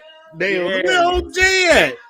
man, you know, sometimes you got to fall back. And for Yeah, I me, got you. honestly, man, it was a safety issue because you know when my face got to being circulated around Colombia, it's like it's different here, bro. So Yeah, you know, I kind of I was watching Austin the other day, and he said something about you know he kind of is getting away from posting the women and something, and that's yeah, kind of a conversation that you and I had yeah, because things are changing, man. People don't want to; these countries they don't want to be known for the yeah. tourism and stuff like that. You know, things are Mhm. changing really quickly, but at the end of the day, man, we got a lot of good knowledge that we can put out here for, especially for a lot of the younger guys, because I think you and I remember we had the conversation about a young man told me that his partner was going to kill himself, and he watched our Yeah, channel, and then he just got encouraged, man, and he booked a ticket the next day, yeah. and he said we saved his partner's life, and then I met the That guy was down me, there, and huh? he said, yeah, he said he was huh. I said that was That me who sent you that email. Oh, okay, okay. Wow. See, so Well, you see what shout I'm out. saying? You know, Yep. that's live. And I had a brother come up to me, man, and he was like, "Bro, you saved my life." And I was like, "What are you talking about?" He's like, "Bro, I was sitting at Mhm. home, you know, going through a Yep. divorce, depressed, man." And he said, "I just saw that you guys were having fun and living your best Mhm. lives, Yep. even after adversity. You know, it's real out here. So you just never know who's Yep. watching and who you can influence, man. And I'm Yeah, yeah, just yeah. proud. That's what's up. I'm just glad to be a part of this movement, man. And you know, even though I don't have the group anymore, that don't stop anything. I still wanted to get on here and show you know my support for the brothers and keep it Well, going, we need man. you And to if get on more. Look, you need to get on my oh, look. for sure, But for on sure. Jay, let me tell you something. So if any brothers want to, and then we're going through the close because men Yeah. ask me all the time, are you still hosting men coming to Cartagena? Man, you know what? I would be. I haven't really done anything like that Yeah, lately. I got a guy coming in on the first. It's kind of just been hit and miss, you know, yeah. some guys that I kind of gotten real cool with or whatever. Brother, But you I'm gotta probably still gonna. host men, man. Yeah, I yeah. don't just close the door on brothers because one people come on, brother. I'm gonna send them Hey, to you. You Brother, know don't what? do that. Honestly, Close the honestly, door, Don't do bro, that, brother. I could give. man. don't I could give close. an Look, honest. look. Oh, look. Don't do that, huh? On Jay. Hold on, y'all. Look. Maybe Steve B won't come to Cartagena. Come on. We're I'm gonna get coming. Steve I'm B coming. away because Hey, Steve B. hey, Maybe hey, Rod, like, look here. don't do that to my brother. Hey, Nah, Rod, I was nah. I'm going. always available, man. When You it know was me. my I'll time help to out speak, I anybody. was going to say something like that. Go I'm ahead. like, Yeah. Uncle Jay, Oh, keep me in you mind, next. brother. Look, I know you brother. don't rock You with next. everybody, but Right? keep Yeah. me in mind, okay? I Uh-huh. appreciate it, Yeah. bro. Don't do that. Don't do that to Steve B. So, Don't do that. bro J, you got a good business. You got a beautiful place. Like you're what brothers need to like a brother coming to Cartagena. You're needed because they got people in these countries who not of our culture who would take advantage of people. They say, "Come with me," and they're gonna fleece you. Listen, I would rather pay you as a American who know what I've been through to Right. help me when I come there. So you need to offer this service still, and I will support you on my YouTube and the Blue Book Passport Cartel. You are a family. Right. As far as I'm concerned, you are definitely family. And even Alto taught my look. Even Alto, who is a moderator of the Blue Book Passport, could just like, man, I got to get to CTG. This is what's happening. Look, people saying we need you on, so we like so the people need a person. Listen, what I realize is people don't mind paying for a person they can trust. Right. So the brothers will support you as long as you support them. And I know you're a guy that will do that. And I don't think we will have any problems. So I want you Oh to get on yeah. these streams more. Look, after this, tomorrow we meet me and you chop it up. Let me know what your goals are. Tomorrow we can chop it up. Tomorrow, this weekend, whenever you're free, hit me up. You got my personal Yeah. number. And we about to stop. Look, Steve B. But that Steve B was smoking disappeared. What the hell? This mother like Gandalf. Did y'all see what the look? I don't know if you did this or was the algorithm did it. Man, you just smoked, you disappeared for a second. Like you're next, my brother. What do you like? What are your closing remarks on divorce or dating and going through the next step? Man, one of the most important skills you could have in life, anybody, everybody, is the ability to be able to read people. And Mhm. that's a lost art. A lot of people don't know how to vet people, they don't know how to read people. That's real. And then passions get high, and people create this uh, uh, ideal of who they want a person to be when they meet them versus Yeah. accepting someone for actually who they are and who Uh-huh. they're showing you that they are. So, people gotta work on their ability to be able to read people and read the room. You know Yeah. what I mean? Like that's important. Stop wishing or hoping for people to be things that they're not when they're Yeah. showing you exactly what they about. You know what I Hmm. mean? You gotta Yeah. take That's real people talk. for who they are, not who you want them to be, and you Hmm. deal with people for where they're at in life, not for where you wish they were in life. You know what I mean? That's real talk. But let me ask you: did you make a YouTube channel yet? Not yet. I'm not making one, brother. You Oh know man, we this, got. Ron. I want you to make a YouTube channel. All right, I'm look, Men on the Move podcast. What do you say, brother? hold on. I want to say this though. Hold on. All right, well, you go and then Men on the Move go next. I will You make this finish real off. swift. Shout out All to right, go ahead. everybody on this live. I definitely appreciate everything you've been doing, Ron. You making the foundation and you keeping things sturdy out here. Same thing with Uncle Jay out here. I Yeah. appreciate you. Keep me in mind. I'm gonna say that again. No Oh doubt, man, you baby. No family. doubt. Look, It, Steve, be your family, big dog. Oh you know yeah, what I for mean? I sure. appreciate that. No, And your like family. man, I wish everybody, like I said, wealth, health, and insight so they can see for themselves, man. And that's all I got to say. All right, Men on the Move podcast. Then Black Cleaner, and then we're gonna end with Keith. Y'all, but put your last 2 cents. Go ahead, Men on the Move. All right, man. The last thing I got to say on divorce is gonna be, man, you never know what somebody is going through. So there's so many guys that judge a man for traveling for whatever reason that he's traveling for, and you have plenty of people that tell him, only travel for the culture. Get out there, experience the culture, and learn the language and all of that stuff. And I'm here to tell you, man, I speak Spanish. Been speaking Spanish for 4 years. I've been living with Dominicans for longer than that, so I know the culture very well for at least the Dominican Republic. And I still want to go bust cheeks, but there's so many guys that been through so much through the states that they just want to go and just get their rocks off. Maybe they want to do that, or they just want a person just to spend time with. You never know. So judging people, us as black men, is not going to get us anywhere if we carry out the same hate and animosity from the states and we take it over to paradise. So I just, I want to speak against that. And I appreciate everybody here on the live, man, talking, telling their story. And Ronan, man, thank you, because if it wasn't for you, I would have never thought to go to Sasua. I was just always in Harapakoa, close to the El Cibao, in the El Cibao area. So man, I appreciate you. Oh, that's what we do, big dog. So, brother Cleaner, Roll with it. Thanks again. Check out the book, Memoirs of a Narcissist. I put it in the chat once again.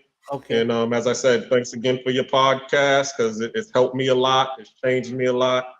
And fellas out there, I encourage you all, even if you got to go as, Canada or Mexico, get your passport Oh yeah. and travel because it's a mind freeing experience. Once you're able to get out of the matrix and see the difference, you have something to compare and contrast to. And then once you are able to do that, you can make your choice. And that's it. I'm gonna land my plane there.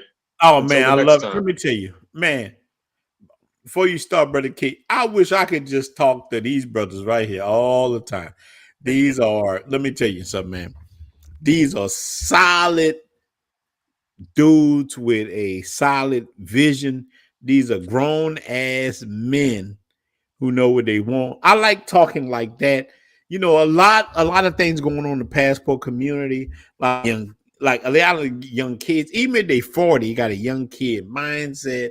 Oh, this person, this bitch, and they thrive. They not real content creators. A lot of people strive off of foolishness when you can just create content from brothers just having a good talk. We don't all have to agree, but we all going in the same direction. That's what I loved about this. So, brother Keith, my brother, you got the last words. What do you think? Now, look, before we end, anytime you brothers want, any of you brothers, look, my email is Ronin the Wandering Traveler at gmail.com. A lot of you guys have it. Anytime I have anytime you brothers won't have a topic you want to talk about, you want to just get on a live stream, reach out to me. I consider all you brothers family, and we can do it. We can chop it up anytime you want. Um, and that's what it is. Brother Keith, you got the last words. What do you think, my brother?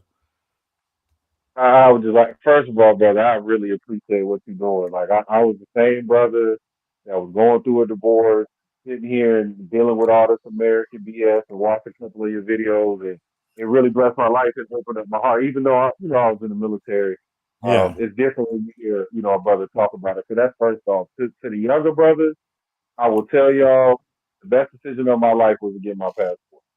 Yeah. And I'll tell That's you why. Because as long as you're in the state and you can't leave this country, you are a prisoner. We have certain you're a freedoms. slave. You're Yeah. just a prisoner. You're just a prisoner in this country. And Yeah. God, regardless of your faith, God didn't create this whole planet for you to stay in the United States. It's just Yeah. not what the plan in any faith. So Hmm. you have to experience that because it's gonna make you a better man, and it can open up your mind to other cultures where you won't have this crazy thought process of how people in other countries and other places operate. You'll get a better understanding of politics. You'll get better understanding of ec- economics and all these other things because you'll see how other people do it. So, just God bless all the brothers on here. And again, I'm helping brothers. I put it in your Facebook page. I put it on the Blue Book. If you need help with your claims or anything, please hit me up. I don't have a YouTube with that yet, but I can walk you through the process. I can help you get through. Brother, get in YouTube. Listen, Yes. get in YouTube, and even if you don't, the Blue Book Passport Cartel, we will help anybody, anybody that reaches out. Brother Keith, your family, but all you brothers are family. On Jay, Steve B, Men on the Move, Black Cleaner, who I call Black Caesar. Look, y'all not our family. Anytime I do something, and look, any one of you brothers, like if you got an idea for a live stream, you can reach out to me. Jay got my phone number. A lot of your brothers have my phone number. If you're in the Blue Book Passport Cartel, if you're not, reach out to me at Traveler at gmail.com. I will respond to you.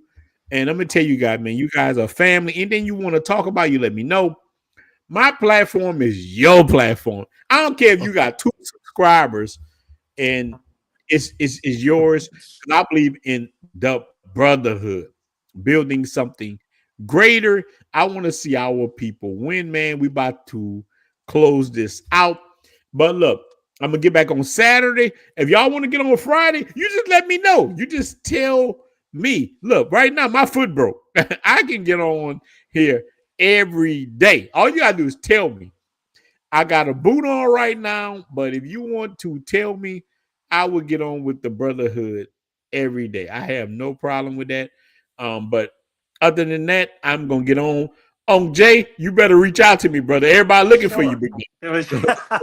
For sure, So look, man. We're gonna come up with something, you know. yeah, we're gonna come up with Yeah, whatever you definitely. brothers want to talk about. Because listen, that Colombia, DR thing, man, those are main two going into Brazil. But let me tell you, man, we winning. We want to stop younger brothers from going through the craziness, man. So we're going to stop this right now, man. Let me tell you, man, I appreciate you guys so hard. We about to end the stream. So peace out to all you brothers. Peace out, man. We out. Peace. We are out. Shout out to the Blue Peace. Book Passport Cartel. Shout out Black Cleaner. We out. Steve B, we out. We Peace. out. Everybody, we out. Shout out, my brother.